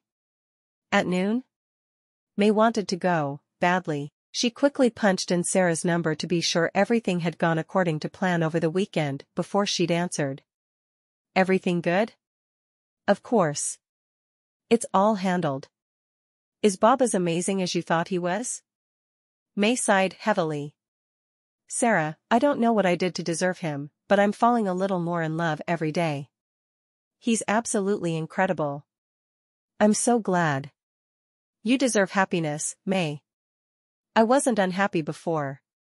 "No, I don't think you were, but now, I can just hear you glowing right through the phone. I saw your wedding selfie, like the rest of the free world, and you looked like someone had just lit a fire inside you." May grinned. "Oh, he lit a fire in me all right." Sarah laughed. "That's not exactly what I meant, but I'm still glad to hear it. Take a couple more days if you can." May frowned. "I was planning on getting back to work as soon as he left this morning, but Valerie and Amber invited me to lunch. My two favorite actresses want to have lunch with me today. I wanted to make sure I didn't have any major fires to put out before I accepted." "Go have lunch with them, I got this. If anything comes up, I'll tell them you're fangirling." May laughed. "You would too. Rudeness. I'd do it with love." Chapter 9. Lunch with Valerie and Amber ended up being a lot more fun than May had dreamed it would be. They ate in Valerie and Jesse's trailer. "Are all the trailers this big?" May asked, surprised at the size. "Nope. Jesse and I begged for something bigger since we're sharing now," Valerie responded, turning away from the counter. "I'm just making egg salad sandwiches and chips. We don't have a lot of time, but we wanted to welcome you to our little lazy love family." May felt her eyes sting at the other woman's sweetness. "I really appreciate it. I wasn't sure how you guys would feel about him marrying me." Amber grinned. "We're thrilled he married you. Valerie has been forcing your books on me all weekend. I love them." "Oh, thank you. I'm glad." She reached into her bag, pulling out 2 books she'd signed earlier. She checked the inscription on the front of one, and gave them each a book. "I promised autographed books, and I brought them." Amber hugged the book to her. "Yay. I haven't read this one yet." Valerie turned from the counter. "I mostly read on my iPad, so I only had a few in print." Amber doesn't read on a device. I have no idea why. "I mostly just don't read a whole lot." Amber shrugged. "I'll read these though. It's so cool to have a great writer in the fold." "Well, I'm equally excited to meet you too," May said. "I'm one of the founding members of Team Bob." Valerie grinned, putting sandwiches in front of him. "Bob told us, and I think that's awesome. The other Team Bob women are going a bit nuts." "I'm sure they are," Amber said with a laugh. "You guys come up with the funniest stuff." May shook her head. That's all them. Every once in a while, I'll come up with a funny caption one of them will use, but the fan art is not me. I'm graphically challenged. Team Bob members were constantly making memes about the show, usually with Bob looking off into the sunset or looking fierce with something clever written beside it. You have other talents, Valerie said as she sat down, taking a bite of her sandwich. Jessie didn't mind not having lunch with you today? May asked. Valerie shook her head. The guys are all hanging out in Bob's trailer. I think they're doing their tame version of a bachelor party, but we're already married. That's why it's tame. Amber said with a smile, reading the inscription on her book. Thank you so much for the book. Oh, anytime. I'm happy to do it. May took a bite of the sandwich and smiled. This is really good. Who'd have thought a famous actress could cook? Valerie laughed. It's only egg salad. I can cook though. I love to cook actually. Really? I don't mind cooking, but it takes so much time. I hate doing it for just one person. Now there are two, Valerie reminded her with a grin. Oh, yeah. It's hard to get used to. Bob won't tell us how you met, Amber complained. Will you? May grinned. Really? He hasn't told you? Valerie shook her head. We're sure it's got to be some fun story, but we have no idea what it could be. We met on an airplane. It was the simplest answer, and not untrue. Valerie and Amber exchanged looks. Well, that's interesting, isn't it? Why do you say that? May asked. 2 weeks ago, when Bob was being all grumbly about having to go to New York to be on the night show, we tried to tell him he was going to meet the woman of his dreams on that trip. May laughed. That was the trip. I went to see the taping of the night show, and then I met him the next day on the plane. Awesome, Amber said. There's hope for me yet. You're young and gorgeous. You'll find someone with no problem. You just have to close your eyes and point, May said realistically. Yeah, but I want something like what Jessie and Valerie have. Something like what you and Bob have. Bob is absolutely head over heels in love with you. None of us have ever seen him this way. I'm not sure what to say to that. I think you two may be over-exaggerating things a bit. Valerie shook her head. We're not, but you'll see soon. Bob's always so even. He never gets upset. Never yells. Never really seems any different from day to day, but you've got him tied up in knots. He doesn't stop grinning. He walked into one of the trailers on his way to the set this morning, because he wasn't watching where he was going. May laughed. I'm sure he was thinking of something other than me. I'm not, Amber said. You just don't understand what a down-to-earth kind of guy Bob usually is. You met and married in less than a week. Bob would be the first to say that you should know someone for at least 3 years before contemplating marriage, because it takes that long to figure out what kind of evil secrets they're hiding. Bob's a cynic? May was shocked at the very idea. He'd always seemed like such a romantic to her. The worst. Amber told her. I've never met anyone like him. And now he's walking around in La La Land because of some girl. It's nuts. May smiled, looking down at her sandwich. She was sure it wasn't love, but at least she could make him happy. Ah, look at her, Amber said, nudging Valerie with her elbow. She's shy about him. May laughed. Well, that's just not nice, Amber. Amber shrugged. I'm mostly nice. I like to tease though. I can see we're going to get along great. Valerie smiled. Yes, we are. We'll have to do lunches more often. Just let me know in advance. I'm not usually awake this early in the day. Valerie laughed. Bob said that about you. I'm not a morning person either, but I function after my second cup of coffee. I managed to hide that until after the wedding. Very smart of you, May said with a laugh. I guess mine runs a little deeper than that, because he knew the day after he met me. Oh well, he married me anyway. A week later, Bob came home from the set, a lot more tired than usual. I got our flight reservations for next month, he told her. I figured we'd just stay in my apartment while we're in LA. May looked at him, confusion filling her face. Why are we going to LA? Was that one of those things they'd talked about while she was working, and she'd totally zoned out on him on? It was happening more and more often, and she didn't mean to hurt his feelings, but she knew she did. I've been nominated for an Emmy? Best Supporting Actor in a Nighttime Drama? Bob shook his head. He knew he'd talked to her about it.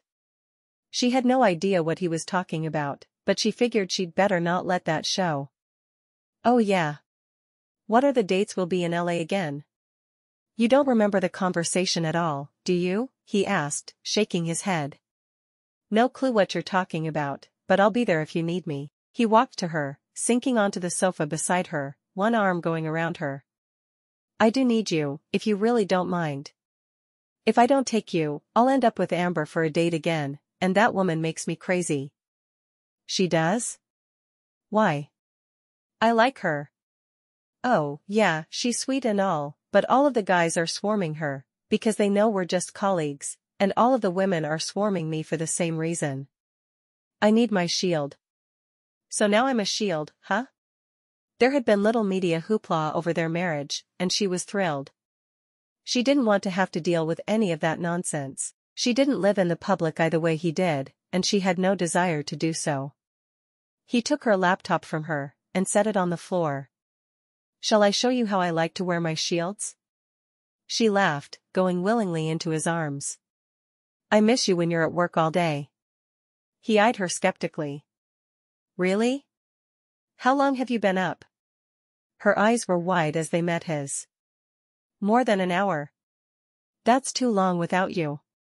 He rolled his eyes. At least I got my morning lovin' on before I left for work. All the guys are jealous of me these days. She blushed, laughing. I hope you weren't bragging about getting your morning lovin' on. Of course not. I would never be so crass. Bob sighed, contentedly. But it sure is nice to get before bed lovin', morning lovin', and sometimes got home from work and miss my wife lovin'. I'm a fortunate man. You're a sex fiend is what you are. She shook her head at him. What are the dates for the LA trip? After he'd told her, she nodded. I can make that work. Do I need to have one of those really fancy dresses? She asked, wrinkling her nose. Yup, Amber and Valerie are going shopping for theirs on Friday afternoon. You could go with them, so you didn't have to shop alone. May would rather have all of her teeth pulled one by one with no anesthesia. All right. I'll go. There's my girl. You owe me. The next time you're up for some big writing award, I'll go and be your arm ornament. She laughed. You have no idea what that would be like. Have you ever been the lone man in a room full of romance-loving women? I feel sorry for the male cover models that go to those things. Bob took a deep breath, hating the picture she'd just painted in his head. I'd do it for you. I know you would. And I really appreciate that. I'll let you know. They were doing well together, but she still didn't think their relationship would last for another year, and that's how long it would be before she was up for anything. He hadn't noticed the smell of anything cooking when he walked in. Did you start dinner? She shook her head. We have 3 choices. And those choices are? Frozen pizza, microwaved burritos, or going out. He sighed. We're going out again, aren't we? She frowned at him. What would you be eating if you were in your trailer on the set? The choices would be very similar. So why are you complaining now? Oh, I'd have been complaining then too. I just wish there were better options. May sighed. I did warn you before you married me that I wouldn't cook very often. You did. You were very honest with me about everything, and I greatly appreciate it. Bob winked at her. We could have a little afternoon exercise to build up an appetite before we head to town. Swimming sounds fine. He shook his head, standing up and dragging her toward the bedroom. Swimming is for after dinner. I have a much better idea before. You are absolutely insatiable. He nodded eagerly. And you were worried I'd grow tired of you. It was a little less than a month later when May was again sitting beside Bob on an airplane, this time heading to California. I'm nervous about this. Bob shook his head. All the people in show business who really matter to me are already your friends. It doesn't matter what any of the people you meet think of you, she nodded, if only to appease him. Valerie was sitting across the aisle from her. I'm nervous, she whispered to Valerie. Valerie nodded. Me too. You? Why are you nervous? You've done this before. I have. But I've always done it with my ex-boyfriend at my side. This time I'll be there with Jesse. And this time I'm obviously pregnant. I think being with Jesse would make it easier. May knew the story of Valerie's crazy ex-boyfriend, so she really didn't understand the problem. Valerie shrugged. In some ways it does, but Jesse and I together have always drawn much bigger crowds than me with anyone else, or Jesse with anyone else. People are so interested in every little thing we do together. If he puts his hand on my back, people react.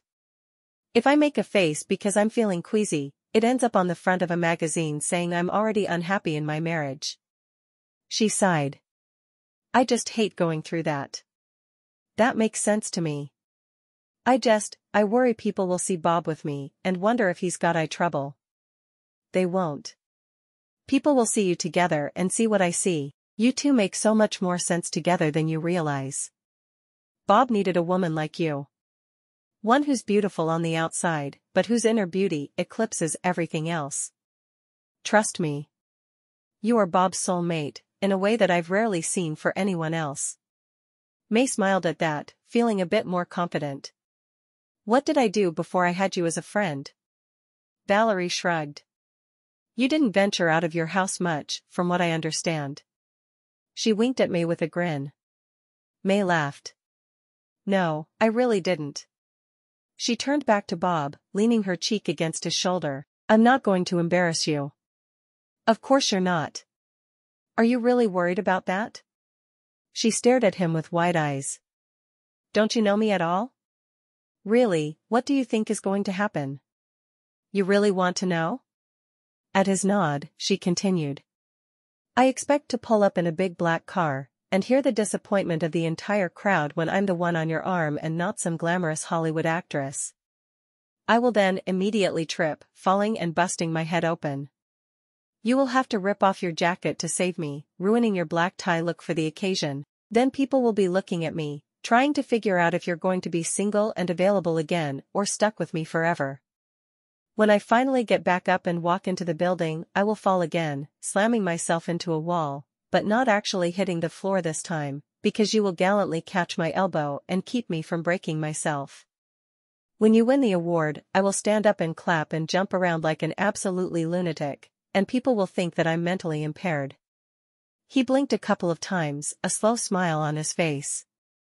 You do have a writer's imagination. What will happen if I don't win?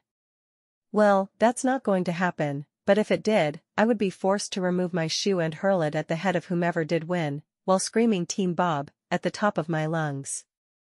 We would then be escorted out, and you would have to bail me out of jail when you should be at the after party with your friends. You need to find some way to write that all into a book. Don't mock my pain, Bob. And I really do need to put that in a book. It's pretty good, isn't it? It's too bad I only write about regular people and not actors and actresses, because I could totally see putting that in a book. He slipped his arm around her shoulders, pulling her closer, kissing her forehead. Have I told you yet today that you are an incredible woman and I can't imagine spending my life with anyone else? He still didn't think she was ready to hear the words I love you, but they hovered on his lips every time. She sighed. You haven't. Why don't you tell me that? It'll make me feel better about ruining your career tomorrow night. You're not going to ruin my career. I've been wanting to get into comedic acting, and my reactions to all that would be a definite in for me. Oh, good point. I hadn't even thought of that. All of my points are always good. Bob kissed her cheek. Want to join the Mile High Club?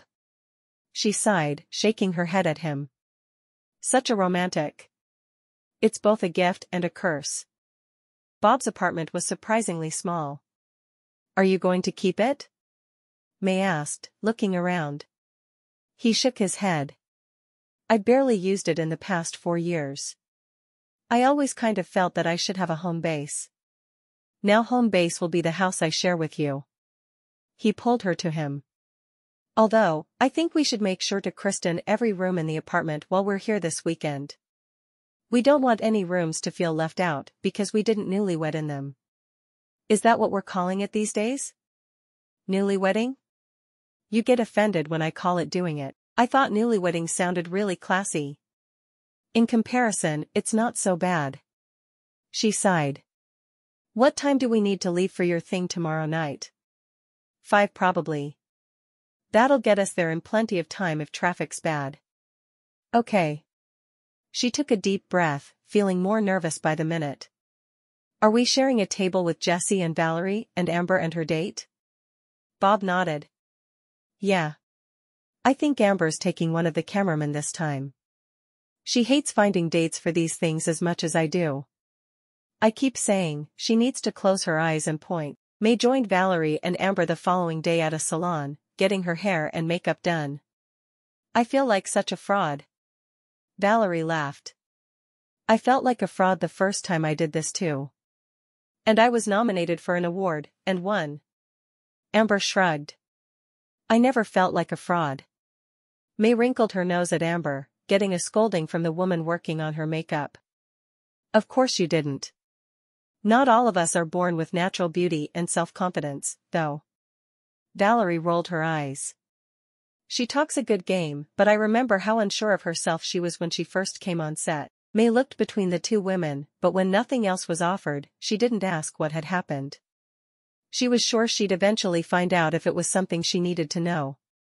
What are you working on these days, May? Valerie asked, carefully changing the subject. A romance. Amber rolled her eyes. What a surprise. Don't tell me the ending. Does the couple end up living happily ever after? May let out an audible gasp. Have you been reading my notes? The three of them giggled together, while people around them stared in disbelief. May wasn't sure if they were baffled by their conversation or that two beautiful women were hanging out with one who was so much less attractive, but she didn't care. How much longer do you have? May asked Valerie, eyeing her stomach. Valerie sighed, patting her baby bump. 4 more months. It can't get here fast enough. Bob said you finally revealed it on the show, so you don't have to worry about hiding it anymore. Yeah, finally. The first month was a pain, because I kept having to hold things to keep it hidden. Now, I can just run around in my maternity clothes and let it all hang out. May laughed. But you look so beautiful in your maternity clothes. That's what Jessie keeps telling me. What are you going to do about filming once the baby's born? Valerie shrugged. We're going to have a couple of nannies. My sister will nanny for us when we're in Wyoming. Then we're going to hire someone local for while we're here. She grinned at May. I'd ask you, but I have a feeling that you can make more doing what you're already doing. Unless you pay me really good wages, I think you may be right. Amber shrugged. The baby should be on set with us. You're having a baby on the show. They need to write him or her into every scene with you. You make it sound so simple. I don't think it's going to be nearly that easy. Probably not. But it should be. Chapter 10. In the back of the car on the way to the awards ceremony, May took deep breaths to stay calm. I hate being the center of attention. You won't be. I will. Think of yourself as a fashion accessory and just dangle prettily on my arm. Bob rubbed the palm of her hand with his thumb, trying to keep her calm. That makes me feel so much better. It's going to be fine. You don't even have to say anything.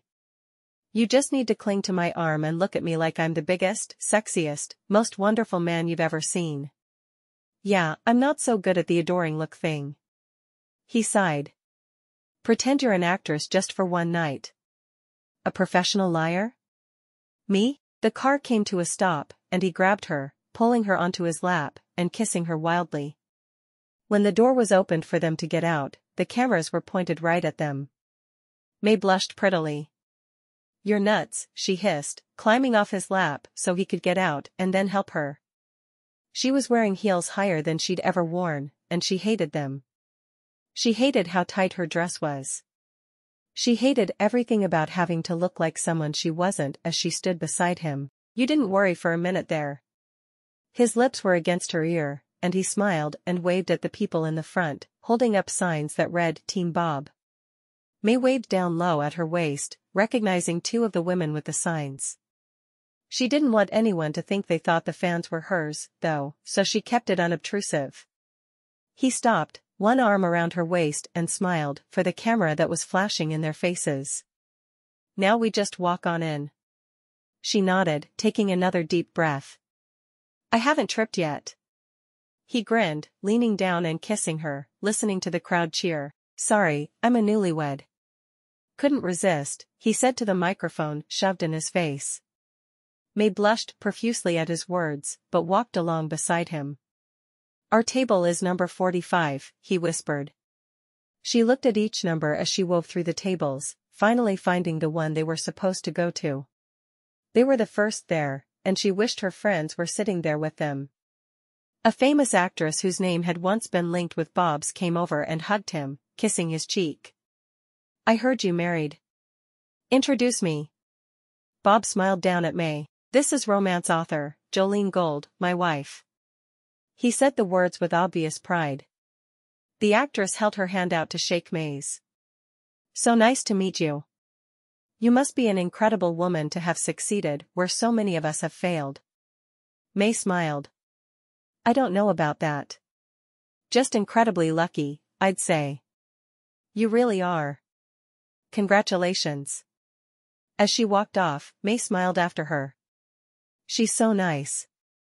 She's a barracuda that's off saying horrible, evil things behind your back. Don't trust her for even a second." May blinked a couple of times. "Really? Really, she's as awful as they come. Is that why you introduced me by my pen name?" He nodded. "Any publicity is good publicity, right? Well, any publicity linking me with you can only be good for my career. What about yours?" He shrugged. "I care about you so much more than I could ever care about a career." She bit her lip, looking into his eyes. She was starting to believe those sweet things he said, and it scared her that she was. "You're more important to me than my career too." He leaned over then, catching her lips with his hand going to her waist and pulling her as close as he dared. He felt something hard, thought her dress. "What are you wearing under that thing?" She laughed softly. "It's a corset. Keeps me slim enough for this dress." "I don't like it. I like to be able to feel you through your clothes." "Don't wear it again." A moment later, there was a microphone shoved in her face. "Is it true that you're romance writer Jolene Gold?" "I am." As she spoke, she felt Bob's hand reach out and take hers, giving her the confidence she needed to be interviewed on television. For a moment, she thought about raising her hands above her head in victory and screaming, "Team Bob," but she immediately squelched the idea. "And you're also Bob Bodefeld's extremely mysterious wife?" She laughed softly. "I don't know about being extremely mysterious, but I'm most definitely his wife." "How did the two of you meet?" the man with the microphone asked. Out of the corner of her eye, May saw Valerie and Jesse take their seats on the other side of Bob. "We were in New York at the same time, and we met on the plane, flying back to Texas. I lived just a few minutes from the Lazy Love set." "That's interesting. How long did you know Bob before the two of you married?" "Less than a week.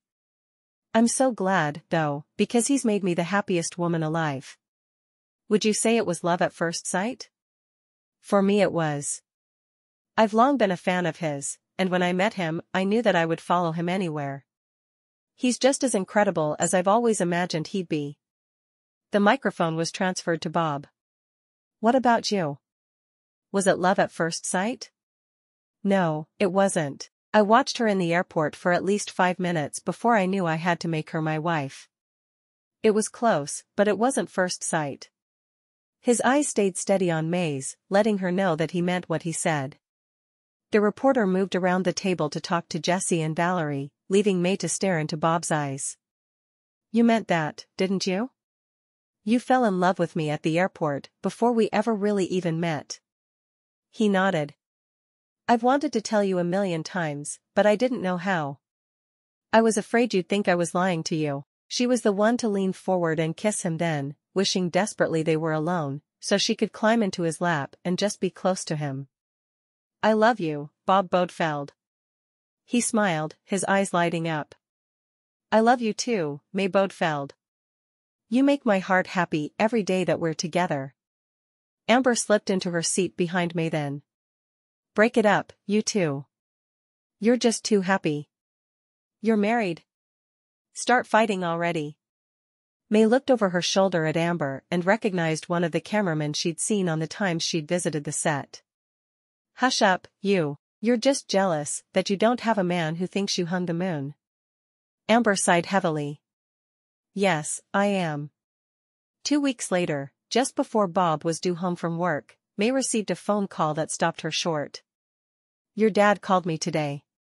He wants me to arrange a meeting between the two of you, her aunt told her. But he ran out on me. He just left me there in that apartment all alone. I know, sweetie. He's got an explanation. It's not a good one, but it's an explanation. I think you should hear him out. May closed her eyes. I don't want to see him, Aunt Sally. Her hand moved to her belly, where the child she and Bob had made together was growing. I can't imagine abandoning my baby the way he abandoned me. Please, May. I think this is going to be just as important for you as it is for him.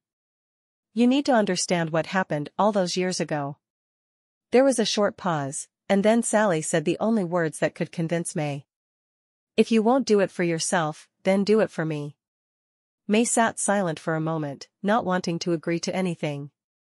Finally, she whispered, I'll meet him. Where and when? How about this evening?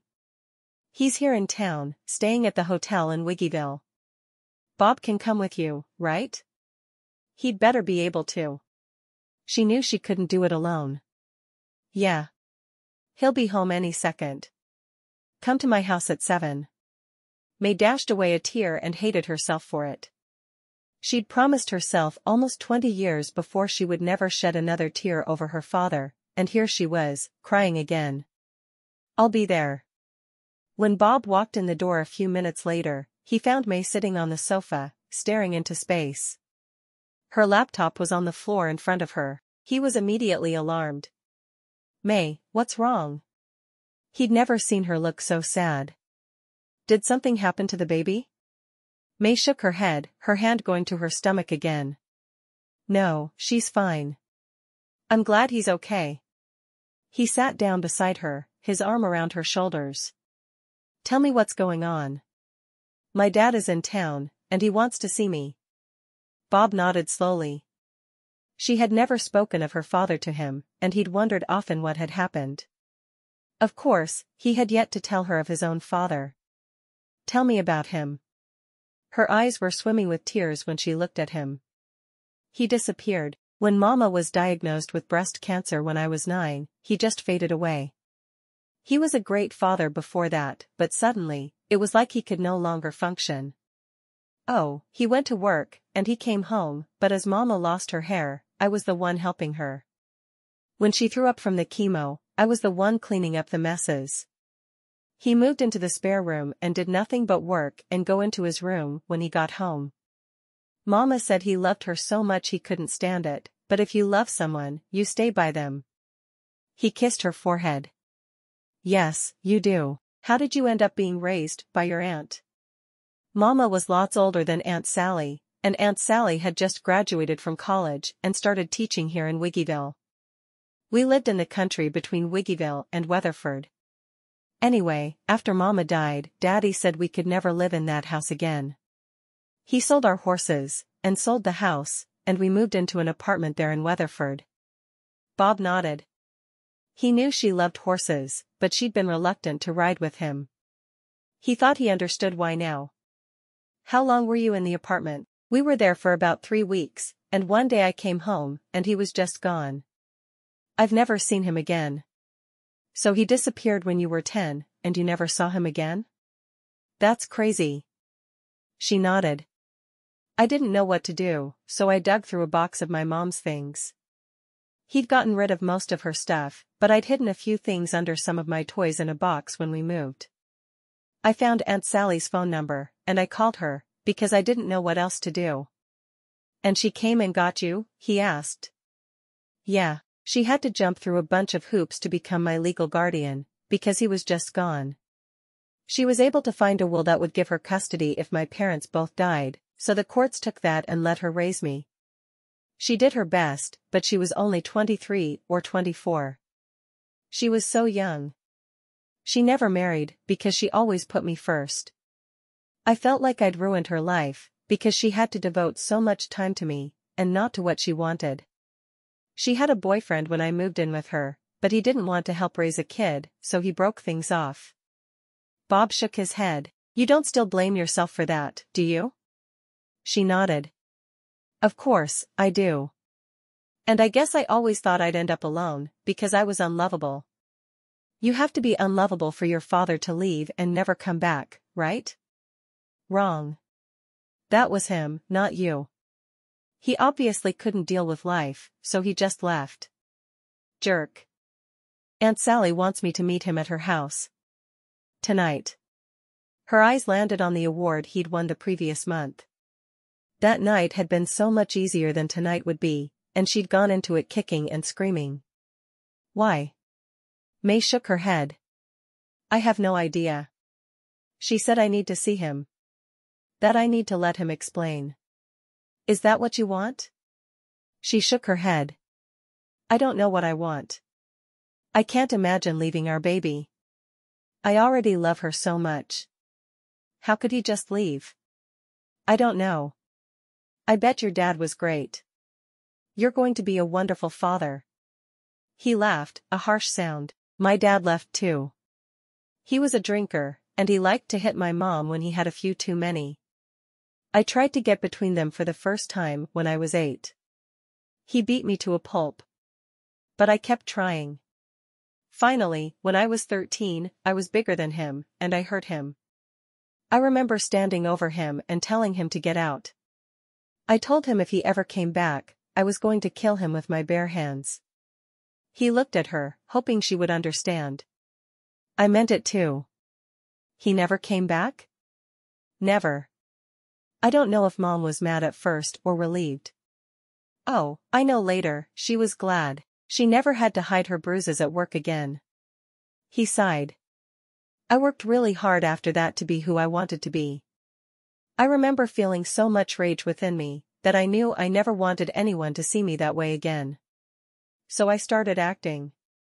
I started training myself to not show any emotions. I was sure if I could hide it, then the emotions wouldn't really be there. That's why you wouldn't tell me why you decided to be an actor. Bob nodded. It is. I've never told anyone that whole story before. I'm glad you told me, it helps me understand you better. May leaned her head against his shoulder. We have to be at Aunt Sally's at 7. Let's go get something to eat before we go then. How do you feel today? May shrugged. She'd been having problems with vomiting due to the baby. I'm mostly okay today. I threw up when I first woke up, but I've got some crackers and water in me now. Good. He stood up, holding a hand down to help her to her feet, glancing at her pajamas. Queen of everything again, huh? She nodded. Deal with it. Only if I can be King Bob. Not happening. 2 hours later, Bob pulled up in front of her Aunt Sally's house. It's not too late. We can turn around and go right back home. May shook her head. No, we can't. I need to hear what he has to say. I need to understand. You know you may never understand. I do. Bob kissed her quickly. Then we'll do this together. May took a couple of deep breaths and opened her car door, walking up to the house with him. She knocked twice, not knowing if her father was already there, or if he was due to arrive. Aunt Sally opened the door and hugged May close. He'll be here any minute. Bob was more agitated by that point than May was. He paced back and forth, watching out the front window. The house was tiny. Barely room for 2 people, but somehow her aunt had made it work. Against all odds, May was a good person, and he was thankful for that. When a knock sounded at the door, Bob was the one who answered it. "Mr. Newman?" The man nodded. "I'm Sam Newman." "Who are you?" "Bob Bodefeld. May's husband." Bob opened the door wide to let the other man inside, ready to drag May out of there if he needed to. "I didn't know she'd married. Seems to me you know nothing about her." Bob had been a bit worried that her father had heard she'd married a man of means and was there to try to extort money. He'd seemed genuinely confused by Bob's presence, though, so he dismissed that idea. Sam looked around the room, his eyes finally finding his daughter. "May?" May nodded, determined to hold back the tears that were already trying to fall. She didn't want him to know how badly his desertion had hurt her. "Yes. We need to talk." She shrugged. "I don't see that there's much to say." "You walked out." "I was raised by Aunt Sally." "Enough said." He shook his head. "I didn't walk out." "Oh, really? Then where did you go?" He sighed. "I know you're not going to understand this, because you've always been so much stronger than me, but I couldn't deal with it when your mother became ill. I loved her so much, and seeing her like that made me incapable of going on." She folded her arms over her chest, glad when Bob came to stand behind her, his arm automatically going around her. "I knew that at the time. That's why I was the one cleaning up after her. Taking care of her. When I was 10, he closed his eyes for a moment. And then after she died, all I wanted was to die as well. I started seeing a psychiatrist, but he told me that grieving was normal when you lost someone you loved. You weren't grieving. You never seemed to acknowledge what had happened." She and her aunt had worked together to plan the funeral. Everything had been them.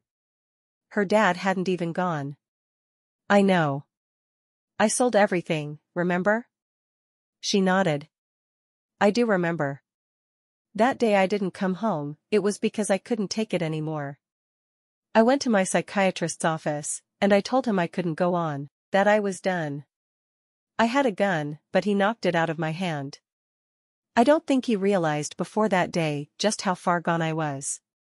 Her father rubbed his hands on his pants, his face pale. "He put me in a locked ward that day. I tried to call, but you never answered. I got home to an empty apartment. What was I supposed to do? Wait to see if you decided to come home? I don't know. I knew that I couldn't take care of you.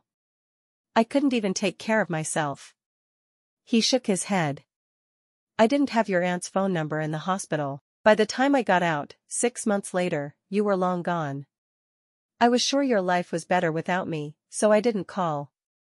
He held his hands out to her, palm up. I should have made the effort, but I was still not in any position to take care of you. That was over 20 years ago. There was not a single opportunity during that time when you could make sure I was all right. I did make sure you were all right. I got the Wiggyville paper, and I watched to see your name listed for honor roll. I was there when you graduated. I sat in the corner at the back, praying you wouldn't see me, but I had to see you give your valedictory speech. So you could pat yourself on the back about how bright I was? No, because I wanted to pat you on the back, but I couldn't. Even then, 8 years later, I wasn't strong enough. I watched as you went off to school, and I drove to your campus more times than I could count. I'd sit outside the English building, because I knew you'd be taking creative writing classes. Sally tells me you're a writer, just like you always dreamed. She nodded once. I am. I've made a name for myself. I've worked hard every day of my life, but none of it was due to you. I did it to make my mother proud. To make my aunt, who'd given up her whole life to raise me, know she did something good. None of it was for you." The tears were flowing then, and she couldn't stop them. She hated them, but she didn't bother to brush them away. I got married a couple of months ago, and you weren't there. Do you have any idea how many important things in my life you missed? I understand you were depressed. I do. I've been depressed myself, but for you to never contact me, that's unforgivable. Yes, it is. I don't deny it. I wish I'd had the courage to face you, but I didn't. I don't think you have any idea how much like your mother you are. How much like your aunt. You've always been so strong, so capable. And I've always been weak. Yes, you have. Did you know that I'm carrying a baby right now? You're going to have a grandchild. Do you think you're capable of sticking around for that? Or are you going to tell me that it's too much and you might break under the pressure? He rubbed both hands over his face, and she really looked at him for the first time. His hair was white, where it had been blonde all those years before. His face was lined. I want as much a part of your life as you're willing to let me have. I don't deserve it. I don't deserve anything from you. But I never forgot you, and I never stopped loving you. Those things are true. May closed her eyes, forcing herself to breathe as the tears continued to fall. She couldn't turn her back on him, so she said the words she knew he needed to hear, and the ones she needed to say. I forgive you. I don't trust you, but I forgive you. We'll have to start over, because I know nothing about you. You're a stranger to me. I'm willing to start over with you, May. I'm willing to do whatever it takes to make you love me again. She shook her head, putting her hand over her mouth. Don't you see that I never stopped loving you? That's what made it so hard. That first year, I just knew you'd come by or call or something. But the more days that went by, the more I realized you weren't there for me, and you never would be. Maybe I should thank you, because you made me strong, but right now, I find that's beyond my ability. He took a step toward her as if to hug her, but she couldn't. Not yet. She held up a hand to stop him. I'm not ready for that. I'm willing to give you my number and talk to you on occasion. I need time to process. To get used to the idea. He nodded. You'll let me know about the baby? If you call, if you make the effort for a relationship.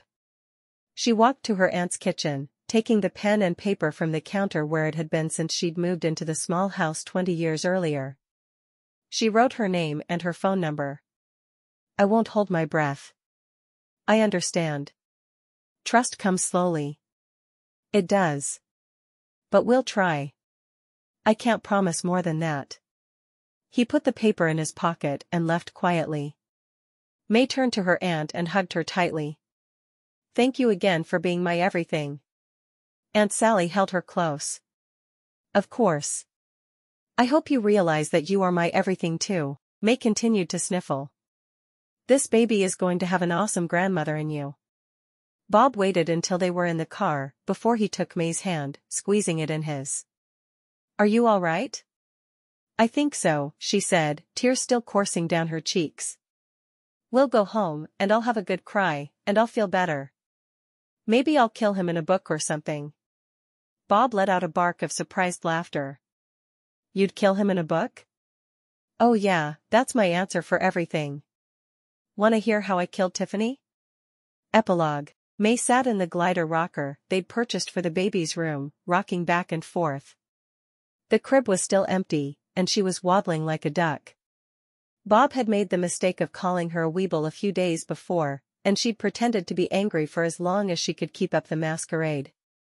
She was carrying a little girl, like she'd told Bob from the beginning, and he'd grumbled because Jessie had a boy first, but when she'd pointed out that they could set up an arranged marriage, he'd settled down quickly. Her father had been true to his word, calling her once per week and checking on her. Bob had agreed to call when she went into labor, so he would know the baby was coming.